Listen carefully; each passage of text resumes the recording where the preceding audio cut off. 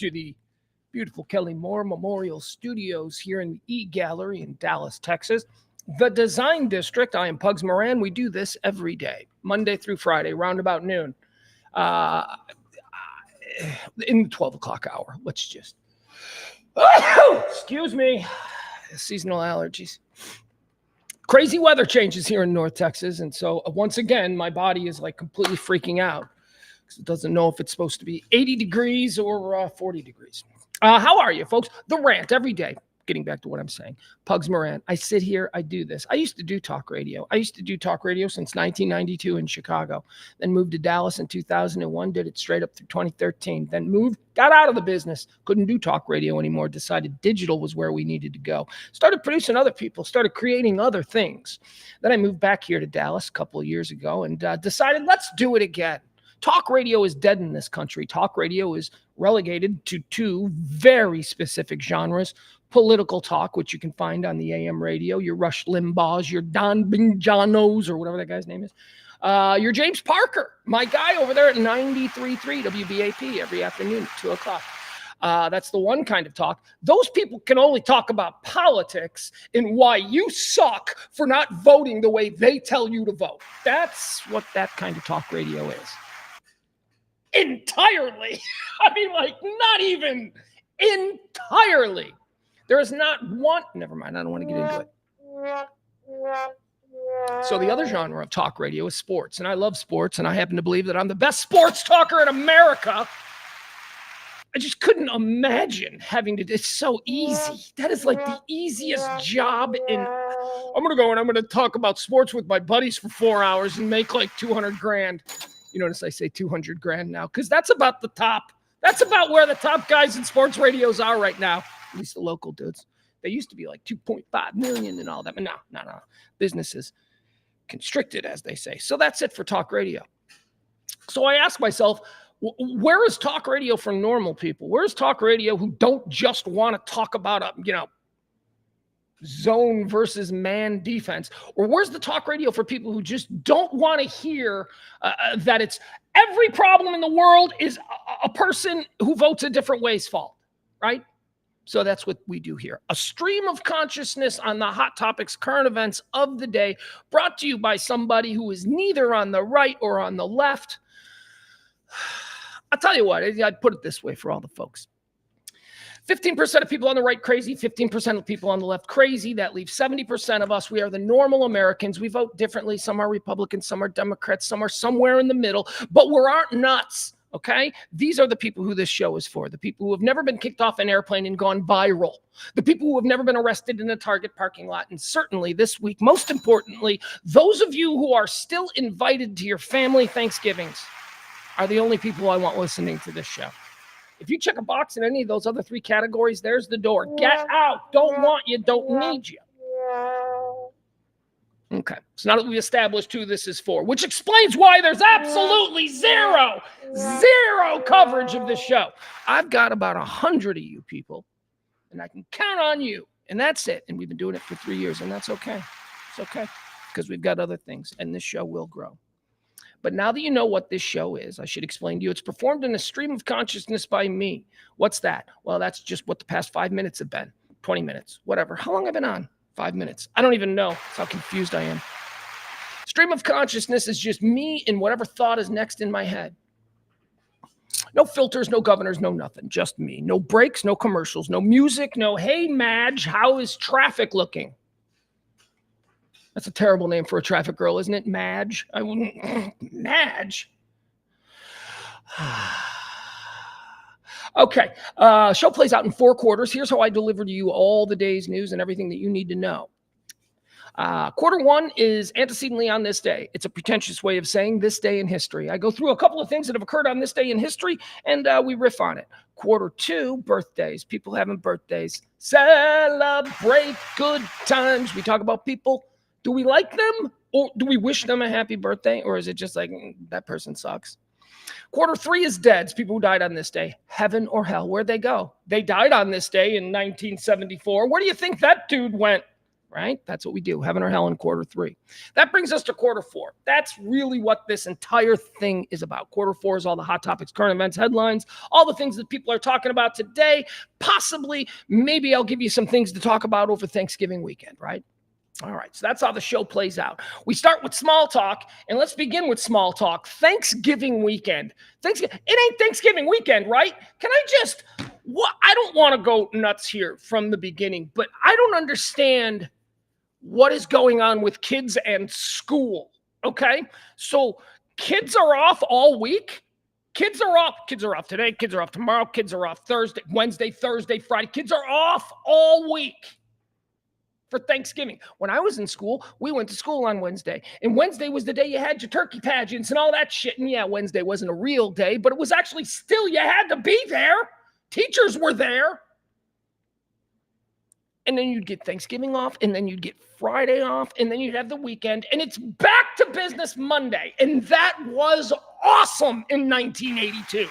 In 1982, as a kid, you're like, yeah, man, I can't believe, are they serious? They're going to give us all these days off, and then we're going to roll into Christmas in a couple of weeks where we get 2 weeks off? What the hell has happened to schools? Kids are off this week. There are no kids in school this week. And you know what? I might be able to accept that as a father. I might be able to be like, well, you know, times change, different policies. Maybe they start early or whatever.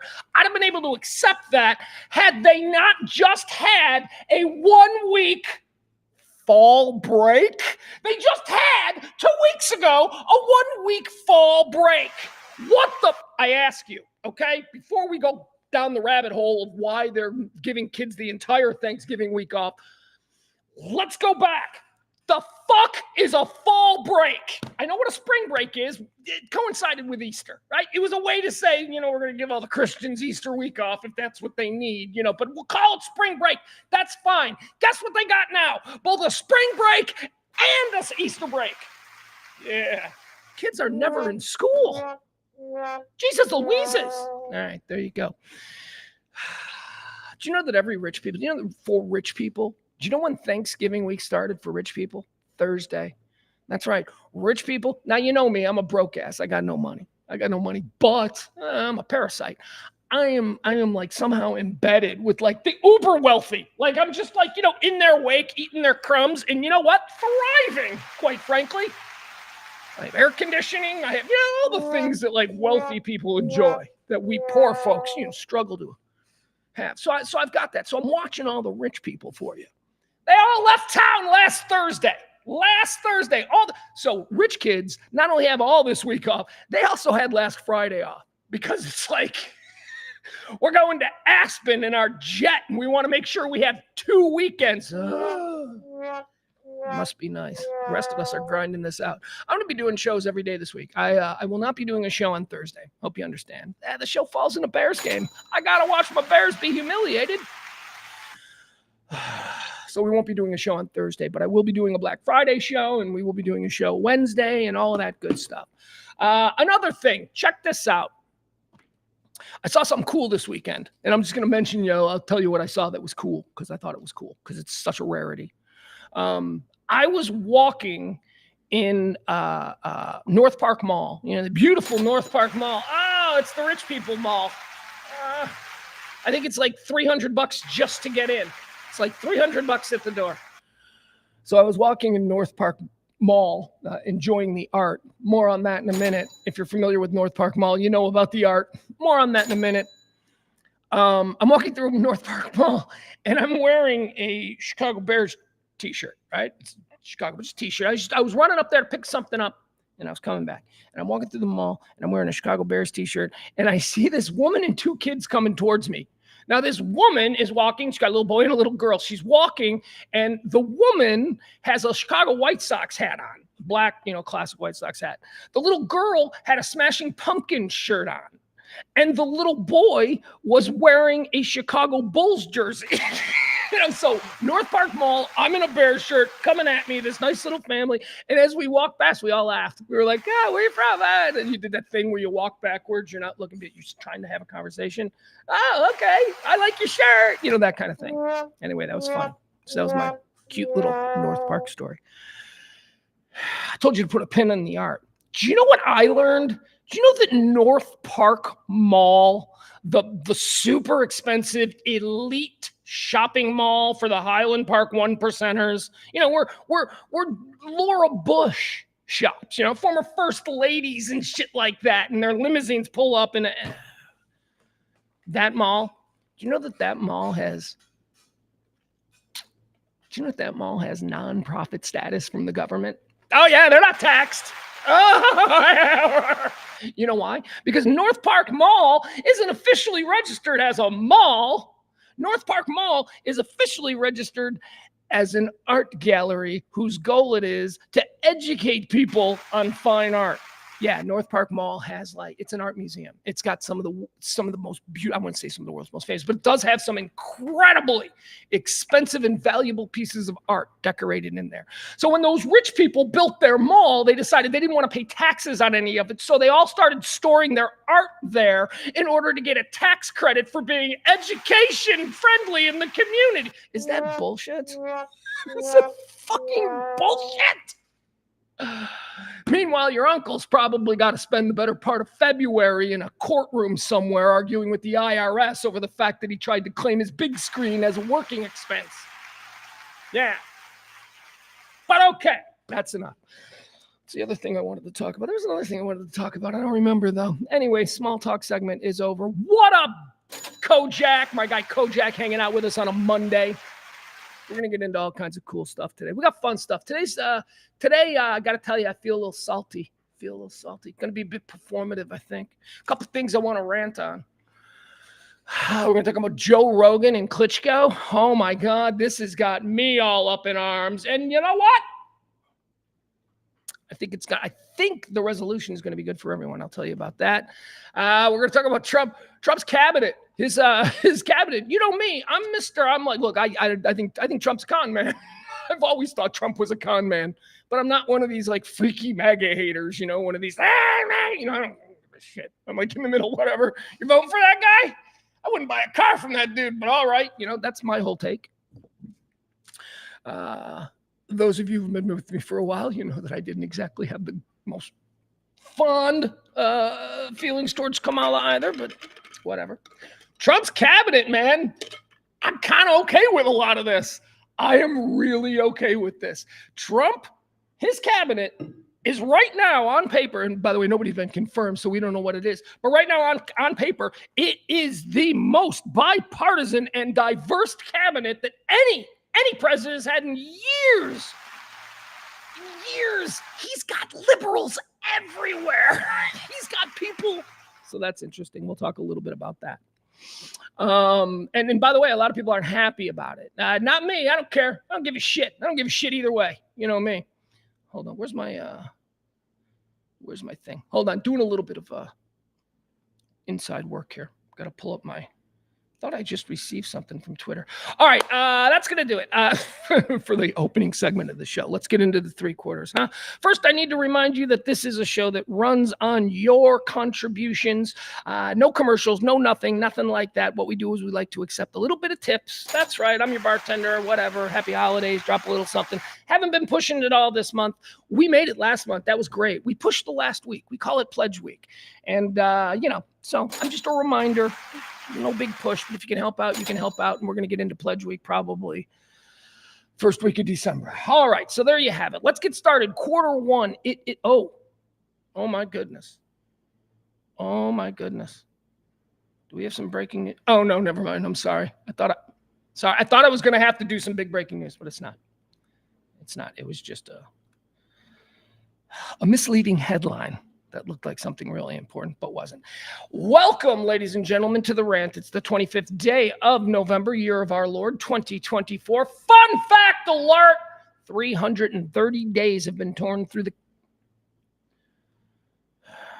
Yeah, it's like, I think I'm so cute. I think I'm so eloquent, I'm like, I can't even say a complete sentence without stumbling.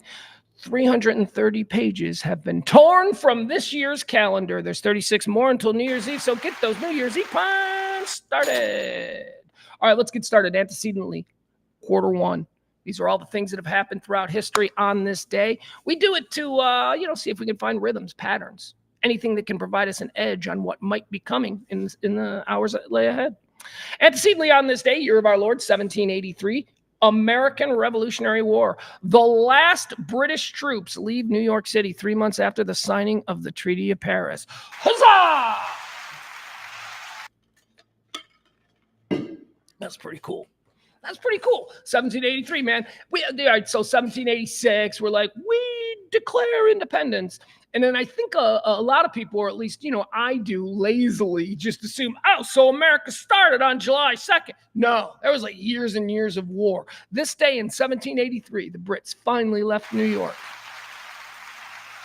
7 years after the signing of the Declaration of Independence. Antecedently on this day in 1947, the Red Scare, the Hollywood 10 are blacklisted by Hollywood movie studios. The Hollywood 10. Hundreds and hundreds of people were named on the so-called Hollywood blacklist. What was the Hollywood blacklist? Well, you probably know, but I'll nutshell it for you. There was an anti-communist witch hunt in this country in the 1940s and 1950s. Okay, it was right after World War II. Nobody trusted Russia. They also had the bomb. There was a witch hunt. People, like they often do, used the energy of the country to pursue these witch hunts for their own glorification. They would just be like, hey, people are interested in knowing who communists are. I'm going to name a communist, and then everybody's going to be like, who else? You seem to know. They don't question whether or not the person's actually a communist. So that's essentially what the blacklist was. And the Hollywood community, the studios in general, capitulated with this very politicized thing that was going on in Washington, and decided that they would start naming people in their ranks who they didn't like. Dalton Trumbo's a great example. Ring Lardner Jr., another great example. I mean, some of the great screenwriters and creators of the era were either forced to stop and take a job in an auto yard or something, or create fake names and continue to write. Many did. Many of them did. Many were just like, all right, I'm so fucking talented, I'll just give myself a new name and people will hire me. And they did. The Red Scare, the Hollywood 10, the original list on this day in 1947, one of the great embarrassments in this nation's history. And we've got a lot of them. But you can't love America. You can't love America and, be S in its D the whole time. We got to realize America is a dude. America is a pretty cool dude. America's a pretty cool dude who doesn't have a great sense of humor, but thinks he's funny. America's a great athlete. America's handsome. America gets all the chicks. That's America. America comes from money. America's kind of a rich kid, but America is good. In America's heart, America is a good guy, right? And also, America is a lot smarter than people give it credit for, although it kind of plays dumb. Anyway, that's America. Antecedently on this day in 1963, the state funeral of John Fitzgerald Kennedy. After lying in state at the United States Capitol, a requiem mass takes place at the Cathedral of St. Matthew the Apostle, and the president is buried at Arlington National Cemetery. Is this the little JFK Jr.? Oh, shit. Hold on. Oh, okay. All right. No, I don't think so. Okay. The iconic photo of little JFK Jr. saluting his dad as the coffin goes by, the little boy saluting his dad. Well, not to ruin anything that's coming, but today is JFK Jr.'s birthday. And I thought for a minute, I was like, was that salute taking place on that little kid's birthday? But no, I don't think it was, because again, that was while it was being the procession. That was the procession to the body lying in state, where it lied in state for a few days, leading to today, where it was finally done. There you have it. All right, let's see here. What else do we have? Antecedently on this day in 1984, 36 top musicians get together in Notting Hill, London, and record Band-Aid's Do They Know It's Christmas?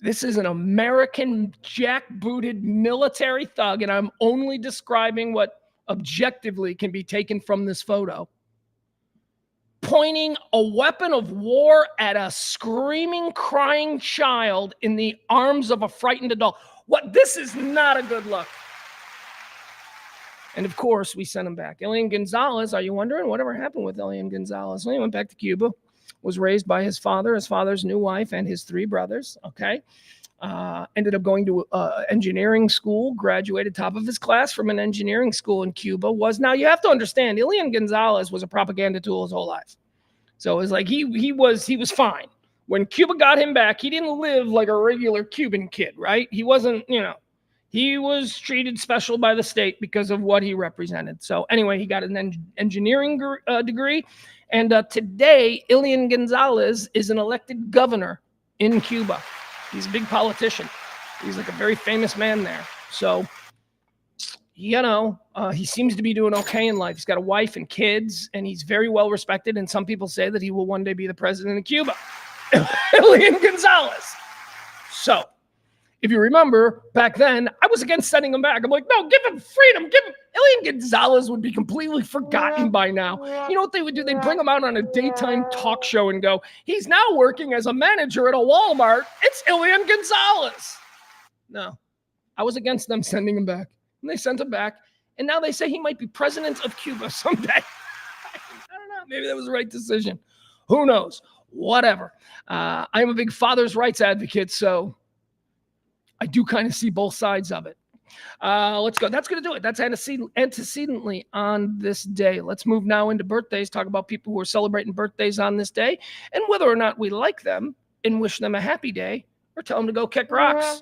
Let's go. Birthdays. Born on this day, 1846. Oh, this broad. Oh, good. Okay. I wasn't sure I was going to do her, but since she's first, I'll mention her.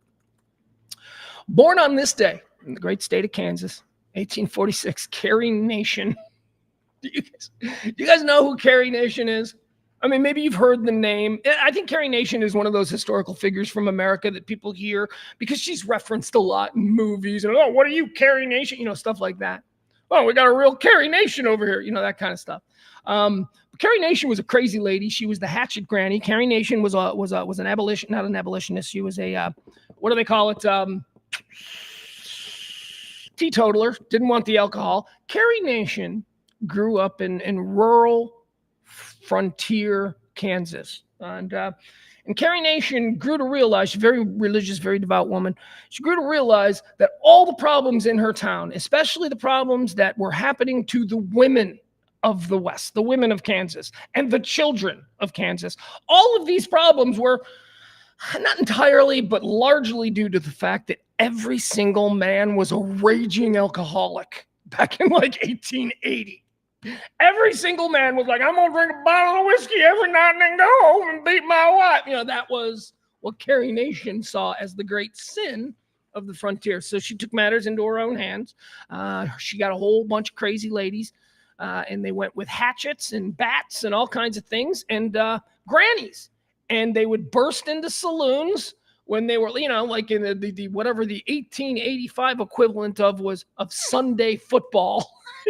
She would burst into the saloons and just start destroying everything. All the liquor, all the kegs. The kegs were destroyed with hatchets, all of that stuff. The hatchet granny, Carrie Nation, born on this day, temperist.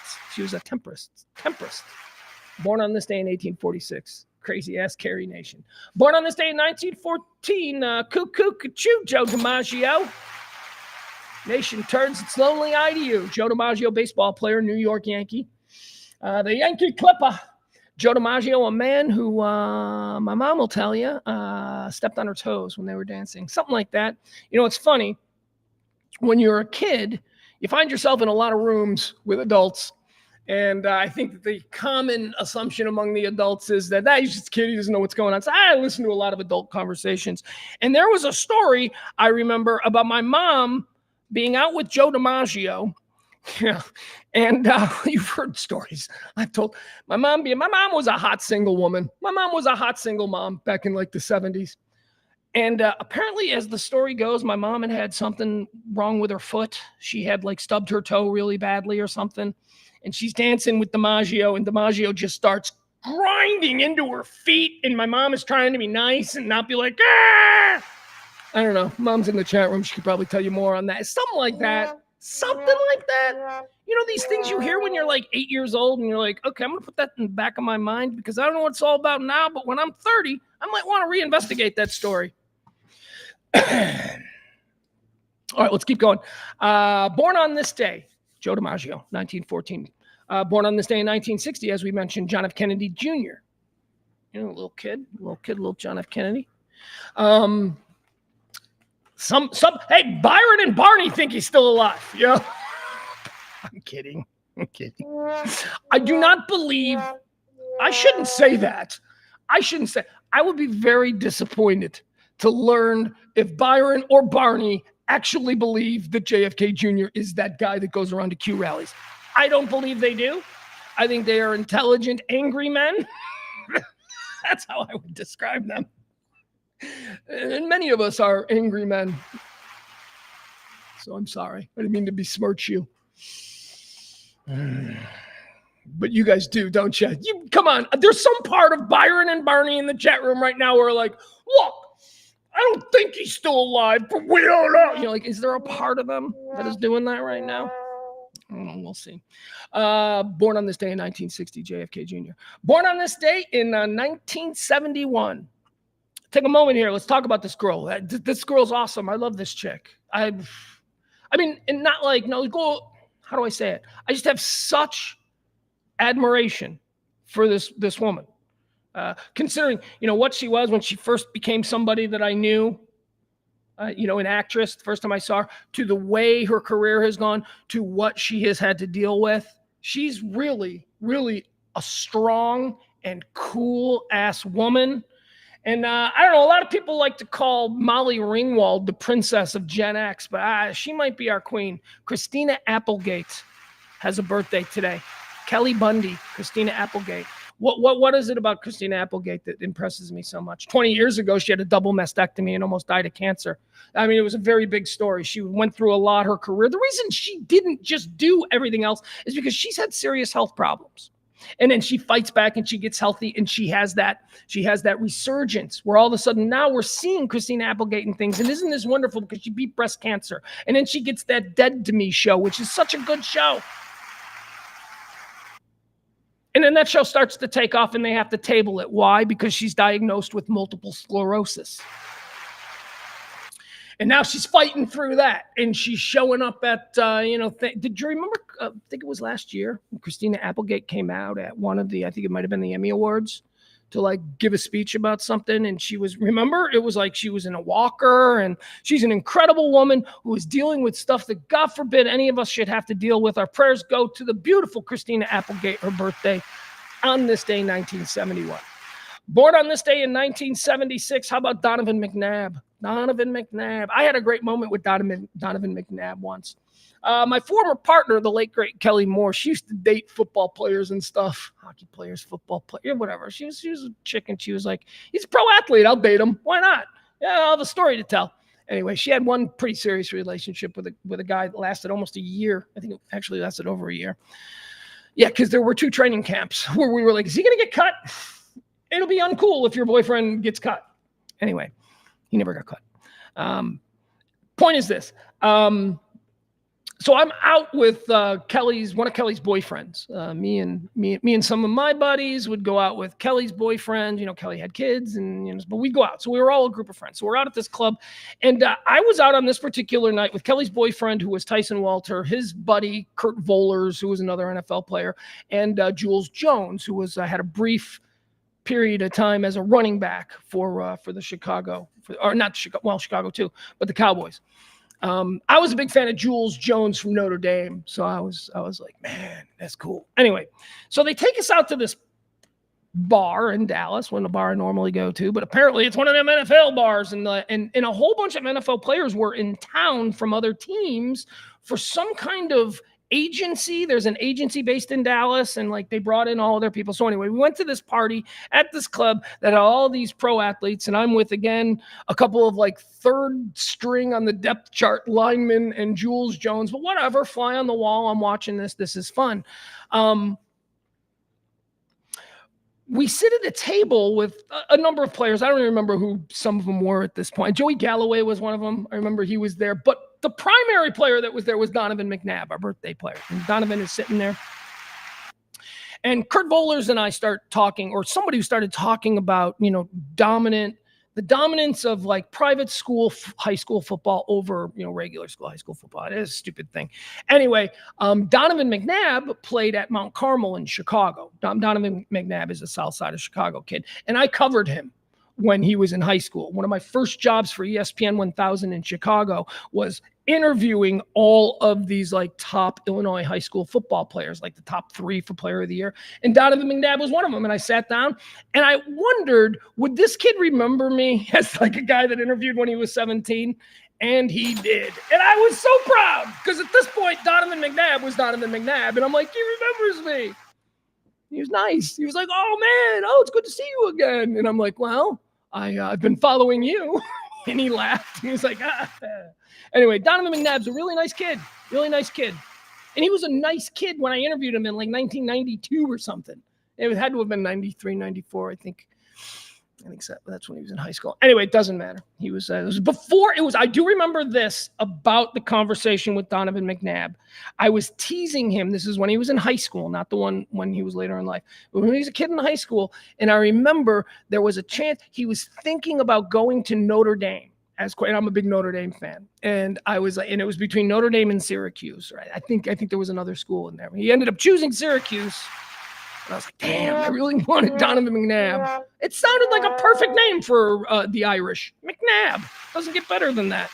Donovan McNabb, born on this day in 1976. Really nice guy. Really good. Did the whole career thing right. Got out before the injuries were too bad. Got his money, is an ambassador, is a gentleman, doesn't really care if you're like, you suck, man. You're not even look, Donovan McNabb had a nice career. He's proud of his career, and anybody who loves him should be proud of his career. He's a hell of a football player. Good for him, and a good man. Good guy, decent guy. Good Catholic school kid. The Mount Carmel kid. Wore a suit and tie to school every day. Minded his P's and Q's. He's a good kid. Born on this day in 1976. Born on this day in 1979. One of them that guy actors who I want to bring to your attention. Here's why I want to bring him to your attention. He's a that guy actor, but I think that he's going to be a major movie star. He's a guy who has just been popping up in things for the past 10 years that I love. Just like, who is that actor? I've never seen. And then you see him again, and I'm like, oh my God, that's the guy. I think most notably, he popped up for me in House of Cards, the Netflix series House of Cards. I don't know if you, in one of the later seasons, they introduced a new character who was a governor who was running for president. Well, he played that governor. And now he's on one of my favorite shows and one of the most underrated shows on television, Apple TV's For All Mankind. Happy birthday to a guy, you may not know his name. His name is Joel Kinane. Joel Kinane, ladies and gentlemen, of that guy actor who I love. This dude is awesome in everything. He plays Ed Baldwin, who is who is Ed Baldwin? The TV show that he stars in currently on Apple TV, For All Mankind, is a alternative history of what, and by the way, just critically acclaimed. Just like everybody, like, that show's really good. It's an alternative history that supposes that we, America, didn't make it to the moon first. This series takes place in a world where the Russians made it to the moon first. So, and it's all about what that domino effect would be. Now, you know me, I'm a big space geek, and I always say that, quite honestly, one of the worst things that ever happened to us was getting to the moon, because we won that. We made it to the moon, and then we went, okay, we're done, and we stopped. This show supposes that if we hadn't made it to the moon first, if the Russians had won that, This show supposes that we would have just grinded even harder. And by 1975, we'd be on Mars. By 1980s, we'd have colonies on Mars. That's what this show is about. And it's really cool. And it combines real people from real history, like all the Apollo astronauts and all that kind of stuff, and names and all. It's a great show. And this dude, Joel Kinnaman, is the star. He plays Ed Baldwin, the lead astronaut. He's awesome. Great actor. Happy birthday to you, Joel Kinnaman. Kinnaman, I think he's Swedish. He's not even American. He's another one of those. Yeah. Like all our favorite shows. We're like, oh, I love that guy. And then you see him on Jimmy Fallon. And he's like, yeah, I just come to America and they told me I'll play a guy from Alabama. It's like that. And you're like, no, another American job lost to foreigners. Joel Kinnaman, Swedish actor. Dude looks like he's from Texas. I feel like that dude's from El Paso. I can tell. Nope, he's from Sweden, Joel Kinnaman. Born on this day in 1979. How about this one? Speaking of Texans, here's a Texas princess for you. Born on this day in 1981, Jenna Bush Hagar. Jenna Bush Hagar, daughter of Laura and President George W. Bush. I didn't meet her. I met her sister. I met her sister when my son was very young. We were at a park here in Highland Park. My son was only about 3 years old, and it was Easter morning. I've told this story before. It was Easter morning, Sunday morning, like 7, 8 o'clock. The kid was 3, so he's awake. I'm like, all right, I guess we got to do something. So we took the dog to the park, and we got in the car, and we drove a couple of blocks over because it was too far to walk. And we drove over, and we get to the park, and I put the kid in the swing, and I got the dog tied. This was back in the days when Blue, my Husky Timberwolf hybrid, this is back in the days when Blue was the big player in my life. And I had Blue, and she was tied up to a tree, and she's laying there, and I'm swinging the kid on the little, swing set there. Like I say, he's about 3 years old. And all of a sudden, I look, and this is right behind Snyder Plaza. I don't know if you're familiar with that area. So I look, and coming down the street, I see like the first thing I saw was a convertible BMW. And it was like, oh, look at this. Convertible BMW being trailed by 2 black sedans, 2 black SUVs. And they pull in, and the girl gets out of the BMW, and she starts stretching, and she's playing with her iPod. I think she had an iPod back then. That's how long it was. And she walks over to the little play area where I'm swinging the kid, and she's doing her shoes, and she looks up and she says, Happy Easter. And I go, Happy Easter to you. And she says, is that your son? And I'm like, yeah. And she walks over to him. She's like, did the Easter bunny come? And he doesn't know. He's like, and she's like, he's so cute. What's his name? And I'm like, Mason. And she's like, hi, Mason. I'm Barbara. And I'm like, come on. I knew what was going on. I knew who she was. It's like, and she's like 20 at this point, 21, getting ready to do a run in the park with her fucking Secret Service detail, just like standing there, just standing around. It was really cool. It was a cool experience to see how that all works. And then she left, and she said, it was nice to meet you. And I said, it was nice to meet you, even though we didn't actually meet each other. There was never an introduction. It was all just, I kind of put the context clues together. Her name was Barbara. We had Secret Service. She matches the description of the first daughter of the United States. So yeah, but she was very nice. She was really nice to she was very nice to my son. Sweet. And not in a way that she felt compelled to, just like in a genuine interest in a stranger. We're the only people in the park. It's early on Easter. She wasn't like, hi, little boy. And move. No, there was like a motherly, like a maternal kind of sweetness to her. I always like that. So happy birthday to the sister, Jenna. Jenna is not the one that I met. Jenna wins today's game. Birthday. Happy birthday. All right, there you go. Those are the birthdays. Let's move into quarter 3. Let's do the deads. These are people who died, okay? People who died died on this day, and we decide based on what we understand of their life, where they go. Did they go to heaven or did they go to hell? Okay, first person that's dead today, Kennesaw Mountain Landis, 1944 on this day. He's going to hell. Kennesaw Mountain Landis is a son of a bitch. Kennesaw Mountain Landis was the first commissioner of Major League Baseball. Major League Baseball didn't have a commissioner. And then the 1919 World Series happened, where there was this big scandal concerning a couple of teams who will remain nameless. And Kennesaw Mountain, no, actually it was, I always do that. I always want to phrase it that way and have a Cincinnati Reds fan in my presence when I say it's about a couple of teams who threw the World Series, because it's not. It's not about a couple of teams. It's about one team. But, I always say that. It's about a couple of teams. I'd love to say that to a Cincinnati Reds fan, just to see what they'd say if they'd pick up on it and go, wait, hold on, wait. No, it's not a couple of teams. It's you guys. Anyway, so Major League Baseball owners, after that, like in the days following its discovery, they decided they needed somebody to investigate it from outside. So they brought this hanging Judge Kennesaw Mountain Landis, who took no shit from nobody, and he had the #1 hanging right. He was a hanging judge. He was a guy who put a lot of people to death.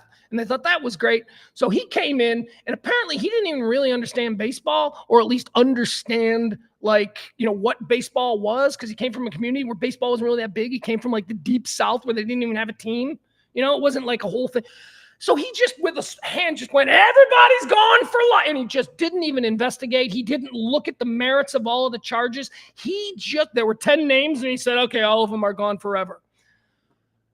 There were a number of guys' names that probably deserved a second look, most notably the great Shoeless Joe Jackson, who did not do anything. He signed something. They got him signing that he agreed to this deal with the gamblers, but they don't have his name because he was illiterate. He signed an X, and everybody was like, he wasn't told what he was signing. Shoeless Joe Jackson couldn't read, and he was dumb. And he was a follower. He listened to what the cooler guys on the team said to do. And he didn't know what it was. And they know they needed him because he was the best player. So they tricked him. And he told him it was something else. And then even after all of that, it was just an X. It wasn't even his signature. So that you could have gone, that could have been anybody. But Shoeless Jackson didn't deny. He's like, yeah, that was my X. I did that, but I didn't do anything wrong. I don't know if you saw me in the World Series, but I hit like 450 and 4 home runs. And I mean, Shoeless Joe Jackson balled out in the World Series that he was convicted of throwing, which is just sad. So anyway, maybe at some point there'll be a revisit. Maybe we can revisit Shoeless Joe and Pete Rose as a tag team, okay?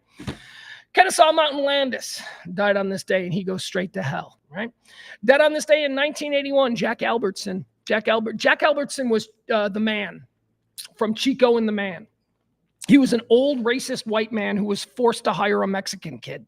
And he made a TV show called Chico and the Man. We're probably going to have to put them. I'm not going to put Jack Albertson anywhere because I don't know much about Jack Albertson. But the Man was kind of an asshole, and he goes to hell. He was an asshole. They were trying to do the whole Archie Bunker thing, except with a dude being forced to work with a Mexican kid. And Jack Chico and the Man. He was the Man. Dead on this day in 1987. I debated early this morning about how much time I want to spend on this, because this is a subject that I could do my own little rant on, but I think it would unnecessarily upset. And I don't know. It wouldn't unnecessarily upset anyone, really. Dead on this day in 1987 is a guy, a very provocative and polarizing guy where I come from, and I'm preemptively going to put him into heaven because I think, unlike a lot of the other people, I have actually studied this guy, and I've read books on him, and I've watched biographies on him, and he's a very interesting man.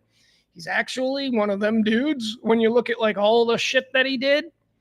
Problem was he was the wrong skin color in a racist city. And on this day in 1987, Chicago Mayor Harold Washington, American lawyer, politician, the 51st mayor of Chicago, dropped dead in his office. I'm just going to give you an example. First of all, this guy was a very racist city council.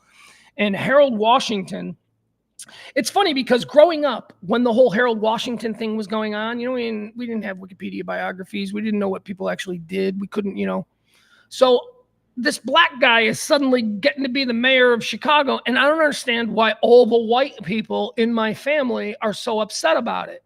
Because you have to understand, all the white people in my family worked for the city of Chicago. They all worked for the daily administration. Their jobs for life were dependent on this guy being mayor for another 50 years or whatever. And then, suddenly there was this shift. And Harold Washington, who spoke for the South Side communities that were never really represented, rose up.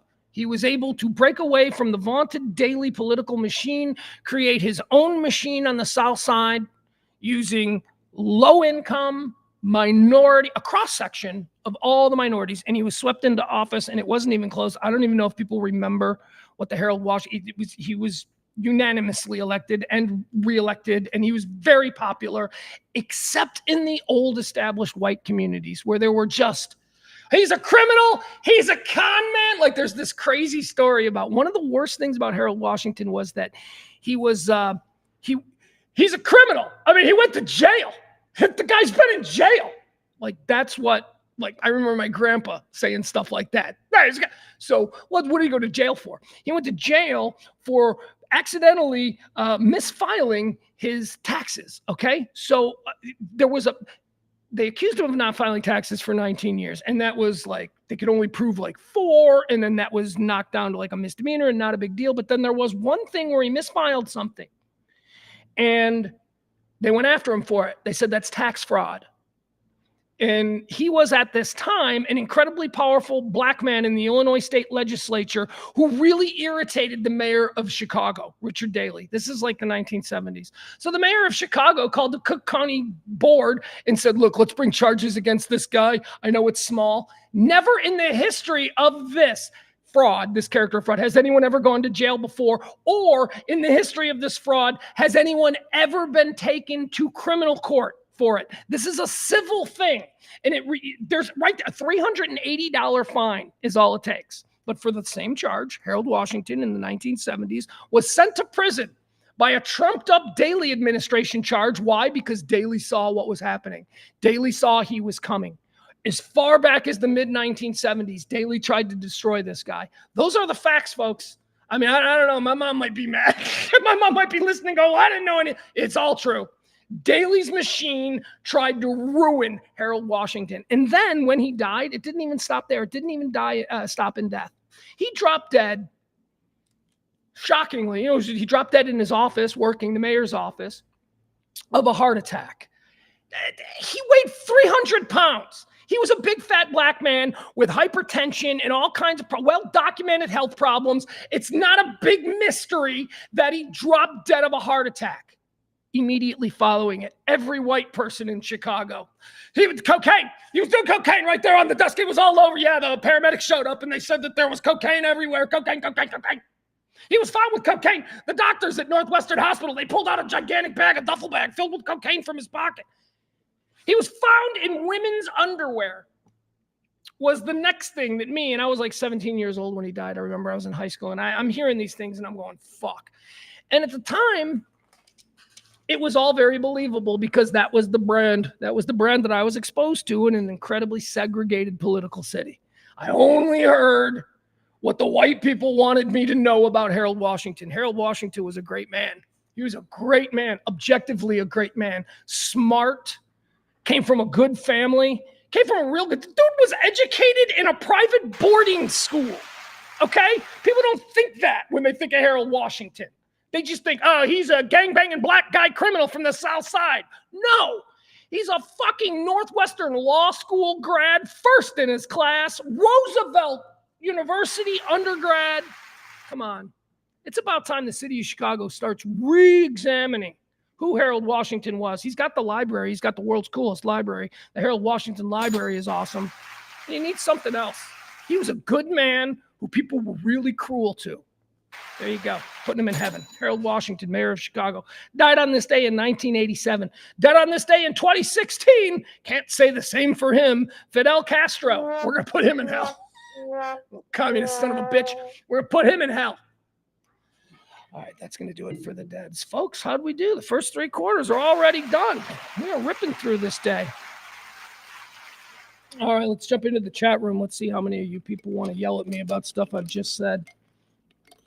Frank says redlining happened in Chicago. The Republicans don't run Chicago, though they should. No, they shouldn't, Frank. Good job, though. Let's see here. What else do we have? Frank, you people, and not just Frank. I'm just going to use Frank because he's the one. Would you people just stop? Just stop being. The Republicans should. The redlining Democrats. Stop it, Frank. Everything is not Republican or Democrat. You got to stop that. You got to stop it. Thank you, Frank. Happy Thanksgiving week. Let's see. What else do we have? Barney says, trumped up, you say, I don't know what that's in reference to. All the way back. Al Gamboa's got a prediction he shared in the chat room. He says Elon Musk is going to lead Space Force under Donald Trump. I don't think so.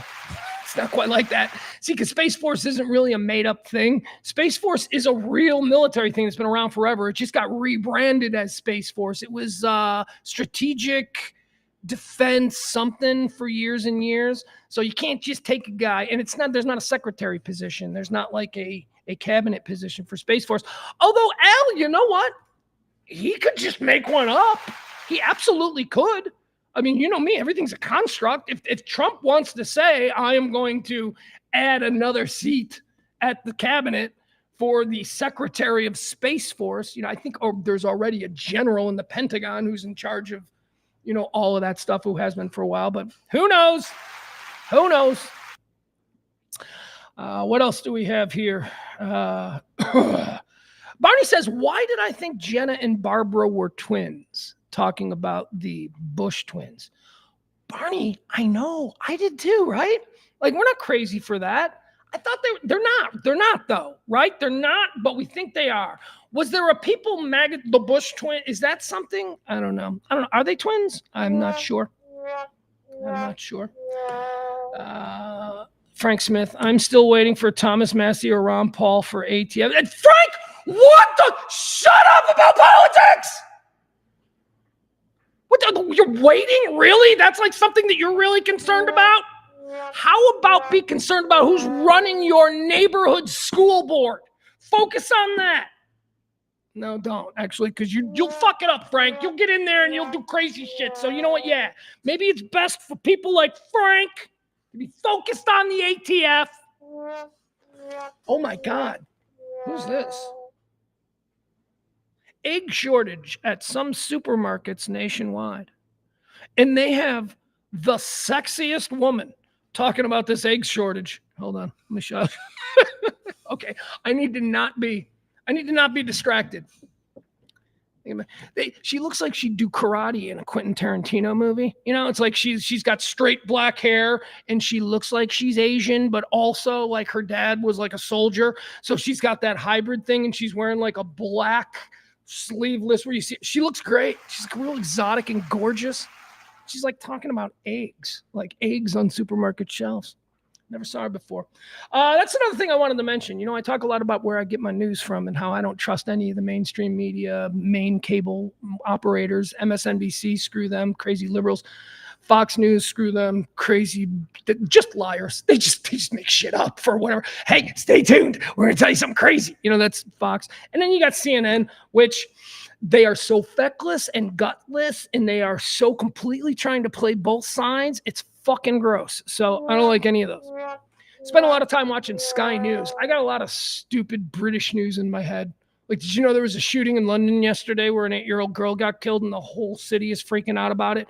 One little girl got shot and the whole city is shut down as they're looking for this dude who shot this little girl. That's London. They got their own problems over there as well, though. So let's not pretend like it's perfect. But I thought that was interesting. But you know what I've kind of become a big fan of recently for just actual news? During the show, while I do this show, I have a television, a monitor off to my right, monitoring breaking news.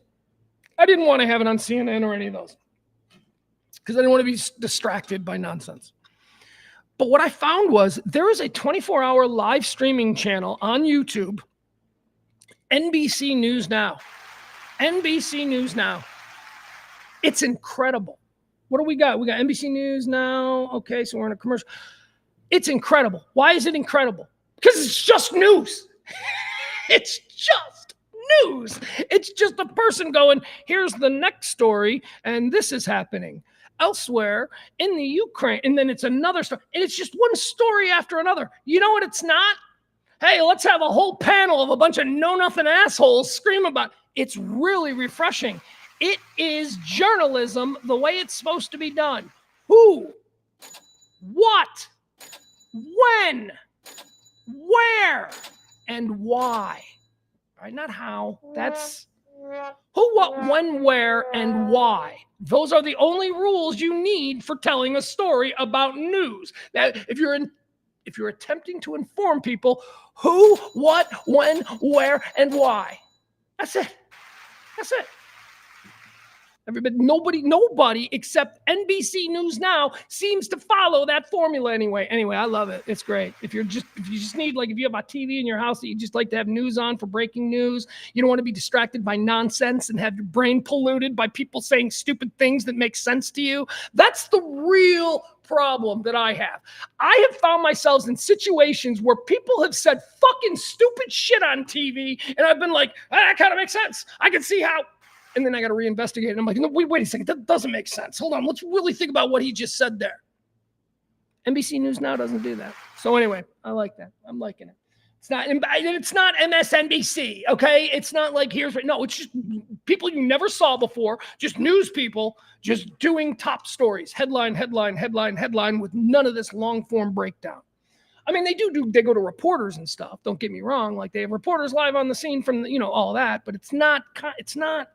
There's no divisiveness. There's no intentional divisiveness. The actual facts that are put out there may in and of themselves be divisive, but there is no attempt to be divisive the way all the other news channels are. We're going to draw a line. What side are you on? We'll tell you when we come back from this commercial for Carnival Cruise. No, see, that's not what they do, and that's what I'm sick of. All right, let's go. Dead people. We're done with the dead people, so let's go into the top stories, right? All the big-ass things people are talking about. Hold on, give me a second. I do one more time want to remind all you folks that we do run this show on your tips and your gratuities. The big tipper of the day is typically rewarded with the title of executive producer. We do not have an executive producer today, as we haven't been tipped in a bunch of days. But if you are so inclined and you want to help keeping this show going, and you know how to do that. Guys, I gotta take a break real quick. I know I just said no breaks, no interruptions. I gotta piss. What do you want? I'm a middle-aged guy. This is like my third one of these today. It was preceded by 2 coffees. So I got to go take a quick piss. But we're in no hurry. We're hanging out today, right? We're in no hurry. We're going to get into all the day's headlines and the big stories. Here, I'll tease you with what I got coming up and what you're going to hear my rants and hot takes on. We're going to talk about the new cabinet. We're going to go through some of the people and so how diverse of background, political ideology, and well, it's a diverse cabinet. We'll go through some of these things. Also, Musk, we're going to talk about Elon and him buying MSNBC, which he's been threatening or at least joking about would probably be a very easy pickup for him. MSNBC is going to be so cheap. Comcast is, again, they're divesting all of their dead weight, of which MSNBC is a part of. So we'll see about that. We'll learn about that. A big movie weekend, right? How did Glicked do against Barbenheimer? Or Barbenheimer, Barbie and Oppenheimer released on the same weekend.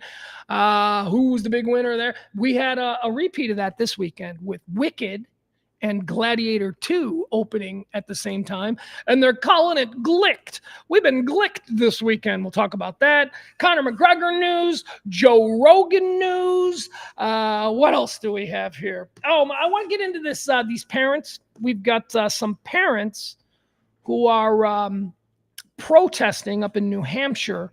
A trans student playing soccer from another school. We'll talk about what it is that they're doing, and we'll hash through that whole thing, okay? We've got some deaths, got some crazy video from around town. I'm going to talk Cowboys. I'm going to talk top 25. I'm going to talk the best fucking TV show I've seen ever. All of that and more coming up, okay? So we'll get into all of that today. Bear with me. I got to step away. I got to go to the bathroom real quick. It's a good time for you guys to maybe tip the show or something. I don't know. Do what you do. I love you anyway. Back.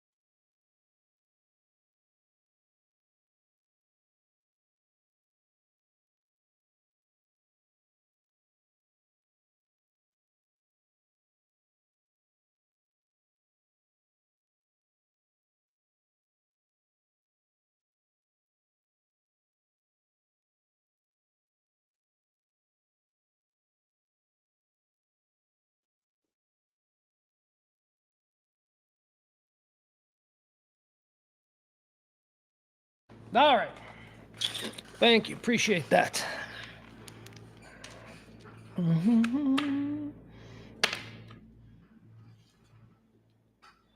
Man, it's wild here in the design district today. We do this show from the Kelly Moore Memorial Studios, the E Gallery in Dallas's fabulous design district.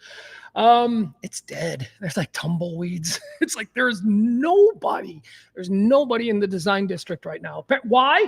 I think it goes back to what I said at the start of the show about rich people.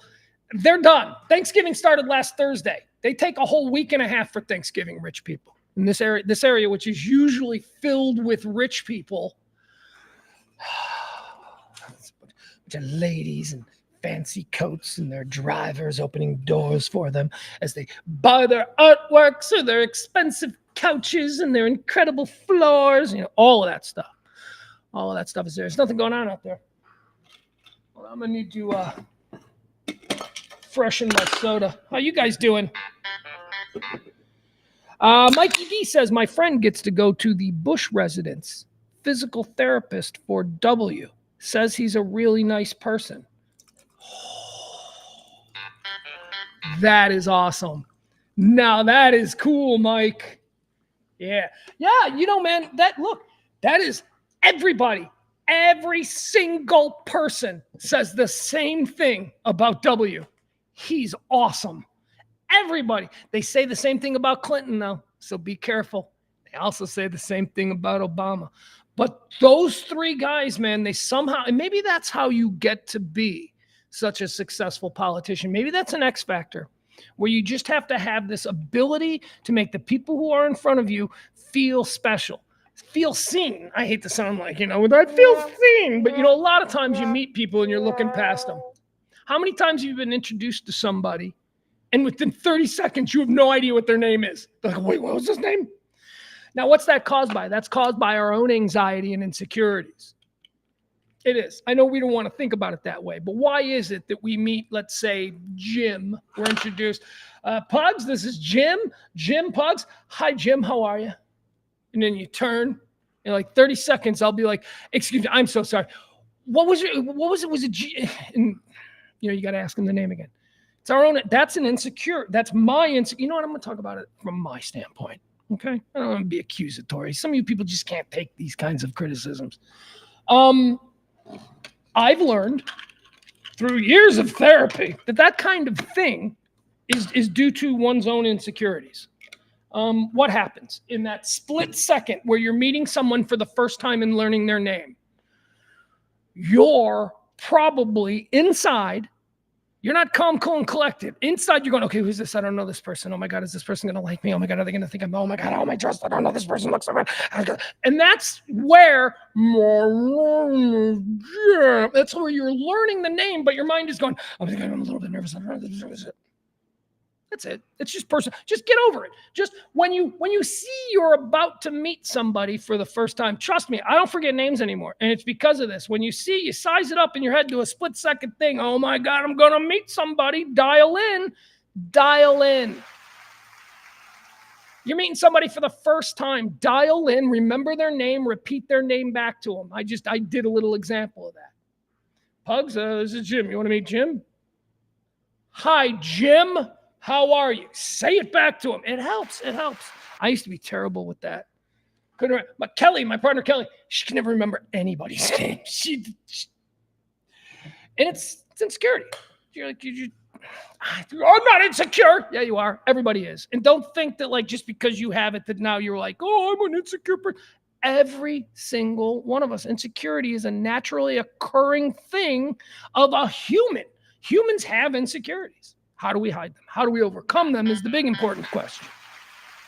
Jeff Ballard says he's going to shit on, but here we go. Jeff in the cornfield. I think he's going to shit on W. Here we go. Because we're not, he can't allow someone to be multifaceted, can't allow someone to be a cool neighbor. He's got to bring up war crimes or some shit. I don't know where this is going. I'm going to read on. Jeff Ballard says, maybe nice in person, but still an evil. There it is. So broken that you just can't fucking forget the politics. I never voted for W.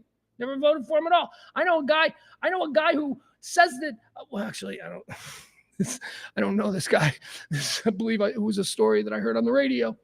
But there was a guy who spent a whole afternoon with George W. at a hardware store in Snyder Plaza, which is the strip mall in my neighborhoods where I walk to. Yeah, I know some of you just laughed because I called Snyder Plaza a strip mall.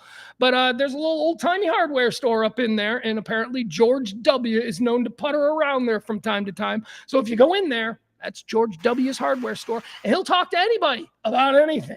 Whatever you want to talk about. I'm sure he won't talk about, weapons of mass destruction.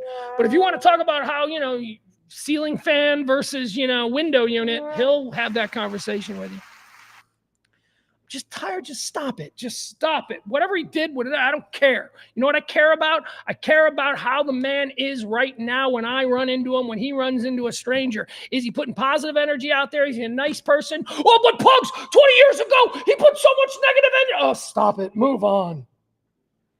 I am certain that W is an awesome guy. His daughter was wonderful. And again, never voted for him. I didn't vote for that guy. First time in 2000, no way. I hadn't even moved to Texas yet. And I saw this guy and I'm like, no fucking way, hillbilly. Nope. He won anyway. 2004, who did I vote for in 2004? Who did the idiots on the left run against Bush in 2004? Was it Gore again? They didn't run Gore again, right? Was that Howard Dean? No, that wasn't Howard. Well, I don't fucking know. I don't even know. Anyway, let's move on. All right, here. See, Jeff can't let it go. Jeff's broken. He thinks it's cute and he thinks he's being funny, but really, and I'll okay, it's fun in the chat room and all that, but tonight, laying in bed, think about that. Think about how your mind goes to that first. How you just can't help but every single one of your thoughts, opinions, ideologies to be filtered through a lens of your politics, be they pro or con. Stop it. Stop it. Stop it with your politics. All right. Should we get started with the stories? All right, let's get started with the stories. Here we go. First story. What do we got? We got Treasury Secretary. All right. We got a new guy being named for Treasury Secretary. Trump. What's this dude's name? Scott Bessent. Is that him? What to know about Scott Bessent, Trump's Treasury Secretary pick. Here's what you need to know about Trump's Treasury Secretary pick. He's a...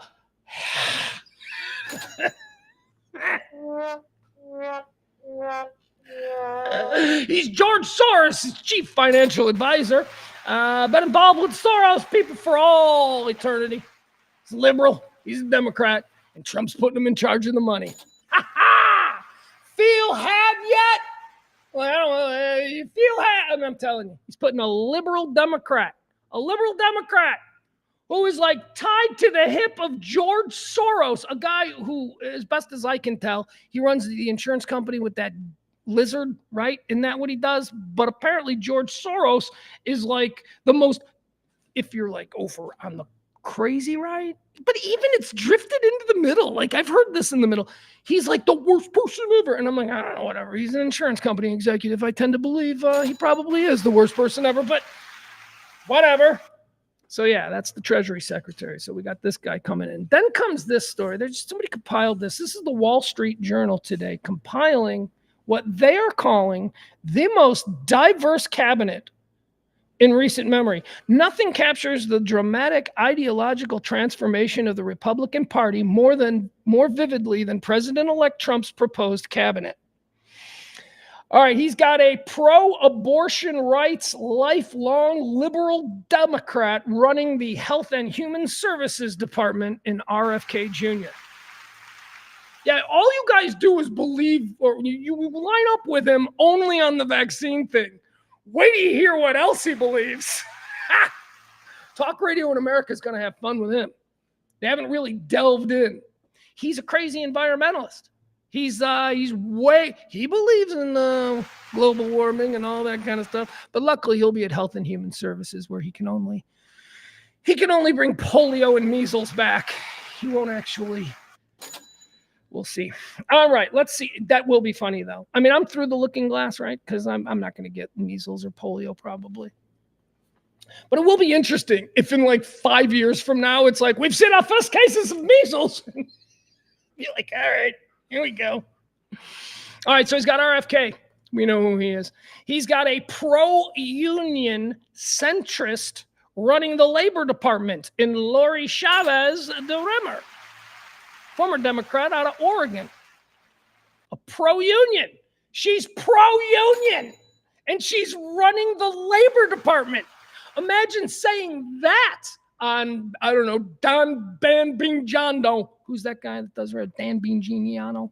He looks like he spends too much time in a tanning bed.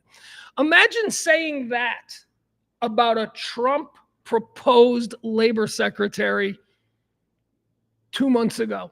Yeah, he's going to put a pro-union chick who used to be a Democrat from Oregon into the labor sector. You talk radio would have gone nuts. Or actually not true. They wouldn't have gone nuts because they don't turn on Trump.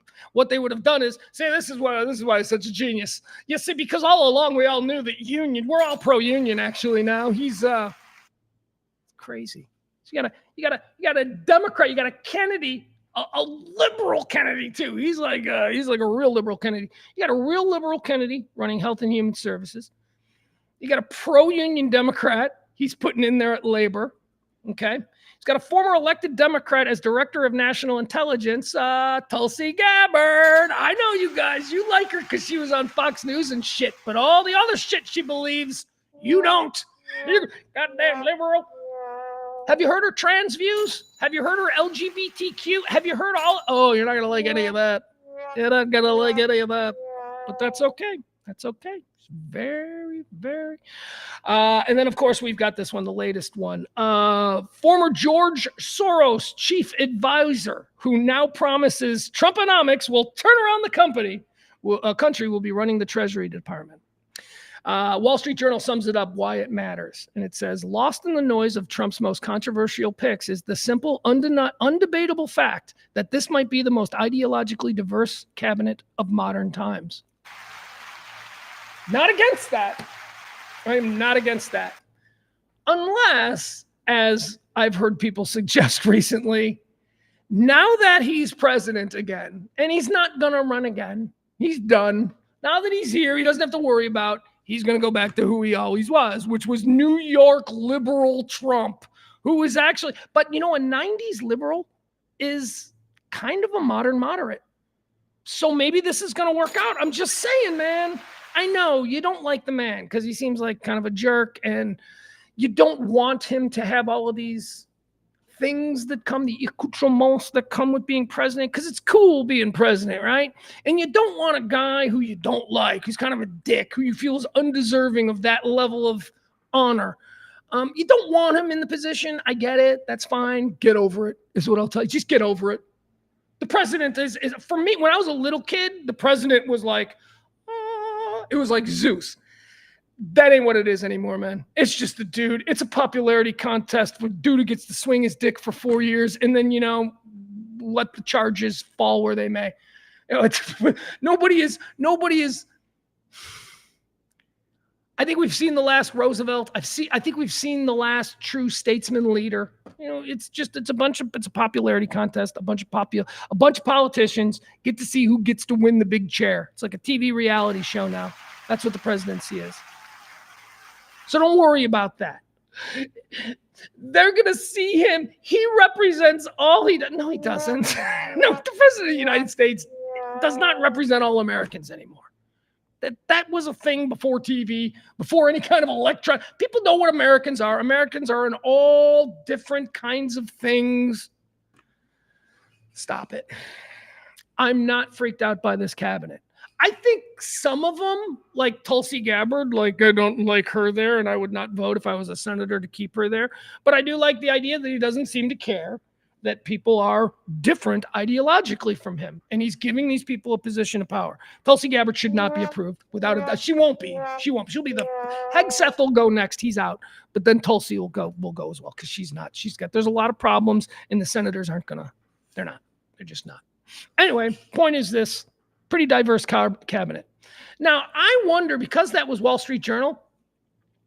Wall Street Journal is typically a conservative paper. They've often been critical of Trump, but have been seen recently as being sort of a All right, let's do this when it comes to Trump, right? Even though they are a conservative paper. I don't know if the Wall Street Journal, by putting this article out there, is being snarky. Like, are they saying this is a good thing the way I'm sort of taking it? It is a good thing to have people exchanging ideas that aren't all in lockstep with one another. That's how new ideas are born. And sometimes new ideas are great. Yeah, I don't know. All right, moving on. Elon Musk threatening to buy MSNBC. MSNBC is being split off by Comcast. He could probably buy it for the money that he's got in his ashtray in his Tesla. Do Teslas have ashtrays? I bet they don't. No way. That's like the Tesla, like regardless of what you think of Musk, the Tesla is like a super lefty liberal Hollywood car. I can't imagine there's ashtrays, right? Like, we don't think people should smoke and we don't want to encourage them. Bitch, if I'm paying 70 grand for your stupid fucking electric plug-in car and I want to be able to smoke butts, you better put a fucking ashtray in there. Not that I would, I don't smoke, but you know what I mean?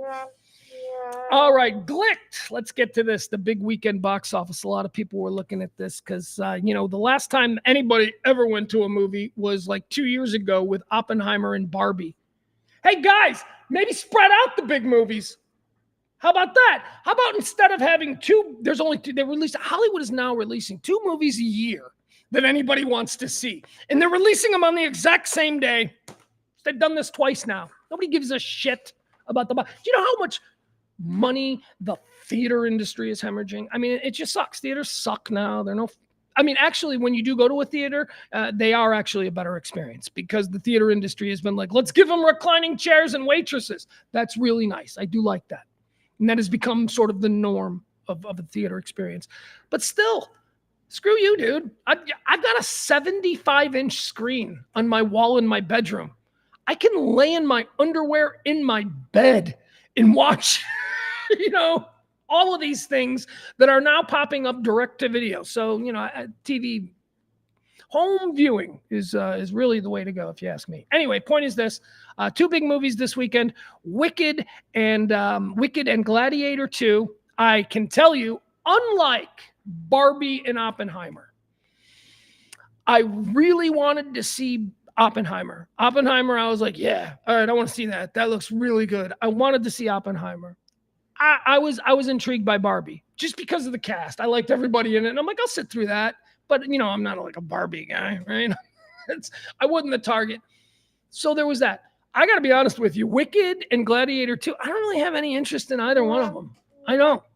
I think the original Gladiator is one of the most wildly overrated films of all time. I think it's exciting. I think it's good. And I think there's cool scenes and it's violent, but it's not a good film. The story is really basic. There's no like twists and turns and intrigue. It's dumb. Anyway, it's cool. He fights lions and stuff. I like it from that aspect, but I just don't think that Gladiator was worthy of a Best Picture. And I certainly don't think it's worthy of being considered one of the great Hollywood films of all time. One of the biggest, most successful. Sure. Absolutely. Gladiator was huge back in 2000 when it first came out. But here we are 24 years later. And because the film industry is so desperate, we know what we're going to see. We're going to see Shawshank 2. I promise you, that's coming. Shawshank 2, Life on the Outside. We're just going to be what they did after. I don't know. Did they die in Shawshank? I don't know. Maybe it'll be, but I don't know what I'm talking about. Anyway, Wicked, which is, of course, somebody said something funny over the weekend. Somebody referred to The Wizard of Oz. Somebody referred to The Wizard of Oz as Wicked Part 1, which I thought was cool because, of course, Wicked is an updating and an extension of the Wizard of Oz universe, right? It focuses on the 3 witches, or was it 3 witches? Is it Glinda the Good Witch and then the Wicked Witch of the West and whatever? That's what Wicked's about. I don't care. Seems very chick targeted. I don't care. I don't even care. Like if you remade the Wizard of Oz. Actually, I'd see that. I was just thinking about that. I was like, if they remade The Wizard of Oz, would I see that? No, because the Wizard of Oz is like, I feel like I've seen it 15 times. I don't think my son has ever seen it. Has that stopped? Has that tradition where there were a few generations where television was airing The Wizard of Oz regularly? So for a couple of generations of children, The Wizard of Oz became a staple of their childhood. It ain't anymore. My son doesn't know what the fuck Wizard of Oz is. He's like, what is that? I'm like, tornado. He's like, let's just watch Twister. He literally said that once. I told him it was cool. It was about a tornado. And he said, yeah, speaking of, I want to see Twister. Okay. So sorry, Wizard of Oz. I would like to see him. He reacts much the way my 15-year-old son reacts much the way I do to certain things in films, like he's my son and he's genetically like the same. I want to see once they start singing and dancing in The Wizard of Oz. I want to see his reaction. I want to see. I think he'd like the Lollipop Guild though. I think that's good. All right, stream of consciousness is taking me into the weeds. I know. You know why I'm upset? I'm upset because not upset. I don't want to say upset. I received a piece of information that I wasn't expecting, and that is that my kid, is like going to Oklahoma for Thanksgiving. I thought I was supposed to get him on Friday, Saturday, and Sunday is my weekend, but it falls on the holiday, and he's going to Oklahoma, and that's fine. I'm just teasing. I'm kidding. It's totally cool with me. I mean, I'm going to get him for like the next 2 weeks straight because apparently they don't go to school anymore. No, I don't know. But he's going to do the next 2 weeks, so we're good. We're fine, and it's a great opportunity for him. So, and I'm not doing anything anyway.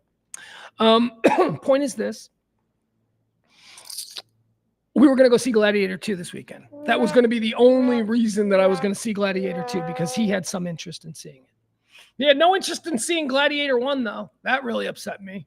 Last weekend, he's like, okay, so next week after it comes out, we need to go see Gladiator 2. And I'm like, dude, have you seen Gladiator 1? He's like, no. And I go, all right, well, let's watch Gladiator 1 tonight. And he goes, I knew you were going to do that. I should have just told you I saw it. I go, no, because then I would have quizzed you. Because he does that all the time. When he's afraid to say he hasn't seen anything because he thinks that I'm then going to go, let's see it. And it has happened before. I was like, you didn't see that. Yeah, I did. Dude, you have never seen Citizen Kane. I did when I was like 8. What's it about? It's about a citizen. And he doesn't know. All right, let's find out what happened. So Wicked kicked Gladiator 2's ass. Both of them did pretty well. It was a good weekend. It was nowhere near the good weekend that Barbenheimer had back in the summer of 2023. It says here, with a combined 270 million in worldwide ticket sales, Wicked and Gladiator 2 breathed fresh life into a box office that has struggled lately, leading to one of the busiest movie-going weekends of the year. It says here, Wicked starring Ariana Grande and Cynthia Erivo. I don't know who's Cynthia Erivo. I looked at seriously. I don't know who that is. I've only been seeing the picture right here. I'll show you. I mean, like the Wicked picture.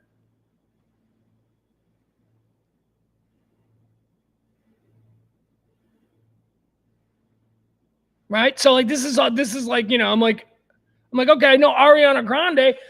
I don't know. I thought that was like, I don't know who's Christina Erivo. What is her name? Cynthia Erivo? I don't know who that is.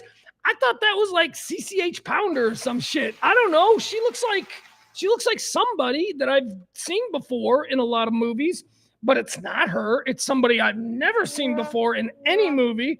She's a Broadway star named Cynthia Erivo. So anyway, there you have that. I felt a little betrayed when I found out it wasn't. Octavia Spencer or CCH Pounder. I don't know. That's what I thought it was. I don't know.